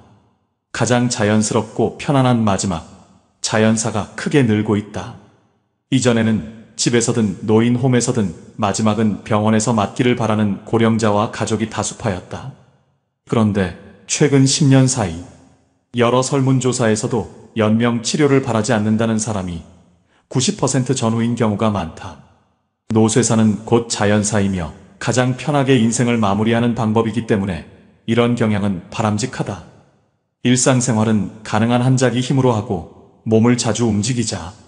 몸과 마음, 뇌를 건강하게 오래 유지하려면 의사를 가까이 하지 않는 것에 더해서 하체, 입, 뇌를 자주 움직이고 좋아하는 일을 하면서 누군가에게 도움을 주는 것이 가장 좋다. 채소 키우기, 뜨개질, 지역 봉사활동 등 무엇이든 좋다. 평생 지속할 수 있는 일이 있으면 몸과 마음 그리고 뇌가 균형 있게 나이 들어갈 것이다. 연명 치료를 하지 않으면 아무것도 삼킬 수 없게 되면서부터 차츰 의식이 희미해지고 대개 12주일 안에 사망에 이른다. 기아 상태에서는 뇌내의 모르핀 상태의 물질이 분비되어 기분이 좋아지고 탈수에 의해 혈액이 졸아들어 의식이 희미해진다. 호흡이 나빠져서 산소 부족 상태가 되면 탄산가스가 쌓이는데 이건 역시 마약 작용이 있다. 즉 죽음은 기분 좋게 깜빡 조는 사이에 이루어지는 이 세상에서 자세상으로의 이행이다. 사람은 모두 죽음이라는 목적지를 향해 나아가는 연약한 존재다. 자신에게, 가족에게 인생의 마지막이 어떤 모습일 때 행복할지 건강할 때부터 미리 생각해두자. 성공한 사람들을 보면 크게 두 부류로 나뉘는 걸 알 수 있습니다. 하나는 자신이 성공했다고 여기저기 떠벌리고 다니는 사람들, 그리고 또 하나는 조용히 아무 말 없이 자기 삶을 사는 사람들입니다. 우리는 흔히 성공을 하면 자연스럽게 자랑하고 싶어질 거라고 생각하죠. 좋은 차를 사고 비싼 시계를 차고 SNS에 멋진 사진을 올리고 싶을 겁니다. 왜냐하면 그렇게 하면 남들이 나를 더 인정해 줄 거라고 믿으니까요. 하지만 현실은 그렇지 않습니다. 오히려 진짜 성공한 사람들은 그렇게 행동하지 않습니다. 왜냐하면 보여줄 필요가 없기 때문입니다. 돈이 많다고 높은 자리에 있다고 유명하다고 해서 굳이 그걸 드러낼 필요는 없습니다. 그걸 아는 사람들은 이미 알고 있고 모르는 사람들은 알 필요가 없죠. 그런데도 굳이나 성공했다고 떠드는 사람들이 있습니다. 그런 사람들은 왜 그럴까요? 간단합니다. 그 사람들은 사실 그렇게까지 성공한 게 아니기 때문입니다. 우리는 종종 SNS에서 성공한 사람들을 봅니다. 해외여행을 가고 고급 레스토랑에서 밥을 먹고 멋진 차를 타고 다니는 모습? 그런데 가만히 보면 그런 걸 보여주는 사람들은 언제나 뭔가를 팔고 있습니다. 강의를 팔든 자기 브랜드를 홍보하든 아니면 단순히 자기 자존감을 유지하려고 하든 간에 결국 목적이 있는 거죠. 진짜 부자들은 그렇게 하지 않습니다. 오히려 조용히 아무도 모르게 자기 일을 합니다. 왜냐하면 자랑해서 얻을 게 없기 때문입니다. 오히려 괜히 잘난 척했다가 사람들에게 이용당하거나 시기와 질투를 받거나 쓸데없는 오해를 사는 게 더 피곤합니다. 이건 단순한 돈 이야기가 아닙니다. 사회적인 성공을 이룬 사람들도 마찬가지입니다. 진짜 실력 있는 사람들은 자기 실력을 굳이 떠벌리지 않습니다. 왜냐하면 그럴 필요가 없으니까요. 자기 분야에서 최고라면 사람들이 먼저 알아서 찾아옵니다. 반대로 실력이 부족한 사람일수록 자기를 포장하려고 애씁니다. 우리가 흔히 듣는 말이 있죠. 빈수레가 요란하다. 이 말이 괜히 있는 게 아닙니다. 정말 내실이 있는 사람들은 굳이 시끄럽게 굴지 않습니다. 반대로 겉만 번지르르한 사람들은 자기가 얼마나 대단한지 떠들고 다닙니다. 이걸 좀 더 현실적인 예로 들어볼까요? 동창회에 나가면 꼭 이런 사람이 있습니다. 옛날에는 별거 아니었는데 갑자기 잘 됐다고 나타나서 자기가 얼마나 성공했는지 자랑하는 사람. 처음에는 다들 와 대단하다 하고 들어주지만 시간이 지나면 어떨까요? 대부분 속으로 이렇게 생각할 겁니다. 저 사람 뭐 저렇게까지 티를 내? 결국 그런 사람은 점점 멀어지게 됩니다. 반면에 정말 성공한 사람들은 조용합니다. 굳이 자기가 어떻게 살고 있는지 설명하지 않죠. 그런 사람들은 오히려 주변에서 먼저 알아보고 자연스럽게 존경을 받습니다. 그게 진짜 성공입니다. 그럼 우리는 어떻게 해야 할까요? 내가 뭔가를 이루었을 때 굳이 남들에게 알릴 필요가 있을까요? 물론 가까운 사람들에게 좋은 소식을 전하는 건 좋습니다. 하지만 굳이 모든 사람들에게 나 이렇게 잘 살고 있어요 하고 알릴 필요는 없습니다. 그런 행동은 결국 나에게 득이 되지 않습니다. 성공이라는 건 원래 조용한 겁니다. 내가 잘 되고 있으면 주변 사람들이 자연스럽게 알게 됩니다. 굳이 내가 말하지 않아도 내 행동과 태도에서 묻어나오게 되어 있습니다. 그러니 굳이 보여주려고 애쓰지 마세요. 오히려 그게 더 진짜 성공한 사람의 태도입니다. 사람은 사회적 동물이라고 하잖아요. 혼자 살아갈 수 없고 결국 사람과의 관계 속에서 기쁨도 얻고 때로는 상처도 받습니다. 그런데 한 가지 생각해 볼 게 있어요. 우리가 정말 인간관계가 필요해서 맺고 있는 걸까요? 아니면 그냥 그래야 한다고 배워서 어쩔 수 없이 유지하고 있는 걸까요? 어릴 땐 친구 많으면 좋다고 하죠. 사회생활에서도 인맥이 중요하다는 말을 많이 합니다. 그런데 정작 주변을 보면요. 인간관계가 넓은 사람일수록 스트레스를 더 많이 받아요. 전화벨이 울릴 때마다 이번엔 또 무슨 부탁일까 싶고 단체 채팅방에서 메시지가 올 때마다 이걸 또 어떻게 대답해야 하나 고민하죠. 관계가 많아질수록 책임과 피로도 함께 늘어나는 겁니다. 어떤 사람들은 인간관계를 줄이면 외롭지 않겠냐고 해요. 그런데 가만히 생각해보면 진짜 외로움을 느끼는 순간이 언제인지 아세요? 오히려 불필요한 인간관계 속에 있을 때입니다. 같이 밥을 먹고 얘기를 나누는데도 뭔가 허전하고 대화가 컥 돌고 속마음을 나누지도 못할 때? 그럴 때 우리가 더 외롭다고 느끼죠. 그렇다고 당장 인간관계를 다 끊어버릴 순 없겠죠. 하지만 적어도 내가 정말 소중하게 여겨야 할 관계와 그냥 관성적으로 유지하는 관계는 구분할 필요가 있습니다. 예를 들어 매번 나한테 부탁만 하고 정작 내가 어려울 땐 연락 한 번 없는 사람. 내가 실수하면 뒷담화를 하면서 내 앞에서는 웃는 사람. 이런 관계를 굳이 계속 이어갈 이유가 있을까요? 가끔은 이런 경험도 있을 거예요. 우연히 어떤 사람과 친해졌는데 만난 지 얼마 되지도 않았는데 너무 많은 걸 털어놓는 사람들 있죠. 자기 속사정부터 가족 문제, 직장 고민까지 쏟아내는 사람들. 이런 경우 두 가지의 가능성이 큽니다. 하나는 그냥 감정적으로 의존할 사람이 필요해서일 수도 있고 또 하나는 내가 믿을 만한 사람인지 떠보는 걸 수도 있어요. 어떤 경우든 이런 관계는 오래가기 어렵습니다. 사실 친밀함이라는 건 시간이 필요한 법이에요. 적당한 거리를 두고 천천히 서로를 알아가야 하는데 초반부터 급격하게 가까워진 관계는 쉽게 무너지는 경우가 많습니다. 처음엔 친하다고 생각했는데 어느 순간 사소한 일로 틀어지고 결국 남보다 못한 사이가 되는 거죠. 그러면 인간관계를 어떻게 해야 할까요? 답은 간단합니다. 억지로 맺지 말고 굳이 유지하려고도 하지 않는 거예요. 내가 편한 관계라면 자연스럽게 이어질 것이고 그렇지 않다면 서서히 멀어질 겁니다. 그리고 그걸 억지로 붙잡지 않아도 괜찮습니다. 관계를 유지하는 데 에너지를 쓰기보다는 정말 소중한 관계에 집중하는 게 더 낫지 않을까요? 어떤 사람은 내가 인간관계를 줄이면 나중에 나 혼자 남는 거 아니냐 걱정하기도 해요. 그런데 생각해보면요, 진짜 나를 위하는 사람은 많지 않아요. 인간관계를 줄인다고 해서 완전히 혼자가 되는 게 아닙니다. 오히려 불필요한 관계를 정리하고 나면 남아있는 관계들이 더 단단해지고 가치 있게 느껴질 겁니다. 예전엔 인맥이 자산이라는 말을 많이 했어요. 그런데 요즘은 꼭 그렇지도 않죠. 오히려 불필요한 인간관계가 많으면 그게 짐이 될 수도 있어요. 적당한 거리, 적당한 선. 이걸 잘 지키는 게 결국엔 가장 편한 인간관계를 유지하는 방법 아닐까요? 한번 곰곰이 생각해 보세요. 지금 내 주변에 있는 사람들 중에서 내가 정말 편하게 만날 수 있는 사람이 몇 명이나 되는지, 내가 억지로 맞춰주고 있는 관계는 없는지. 관계를 줄이면요, 외로워지는 게 아니라 오히려 더 자유로워집니다. 그리고 자유로워진 만큼 내 인생에서 정말 중요한 것에 집중할 수 있게 됩니다. 인간관계 너무 많은 걸 신경 쓰다 보면 정작 중요한 걸 놓칠 수 있어요. 그러니까 이제는 한 번쯤 정리해보는 것도 나쁘지 않을 겁니다. 사람들이 돈을 많이 벌고 싶어 하는 이유가 뭘까요? 단순히 돈이 많으면 좋으니까? 물론 그것도 있겠지만 사실 돈을 원하는 진짜 이유는 더 나은 삶을 살기 위해서겠죠. 그런데 문제는 돈을 많이 번다고 해서 반드시 삶이 나아지는 건 아니라는 겁니다. 오히려 더 많이 벌수록 더 많이 쓰게 되는 경우가 많아요. 가끔 이런 생각해 본 적 없으세요? 예전에는 돈이 지금보다 훨씬 적었는데 이상하게 그때가 더 여유로웠던 것 같다. 왜 그럴까요? 사실 우리가 원하는 건 돈 그 자체가 아니라 돈을 통해 얻을 수 있는 자유인데 돈을 벌면 벌수록 그 자유를 잃어버리는 경우가 많아요.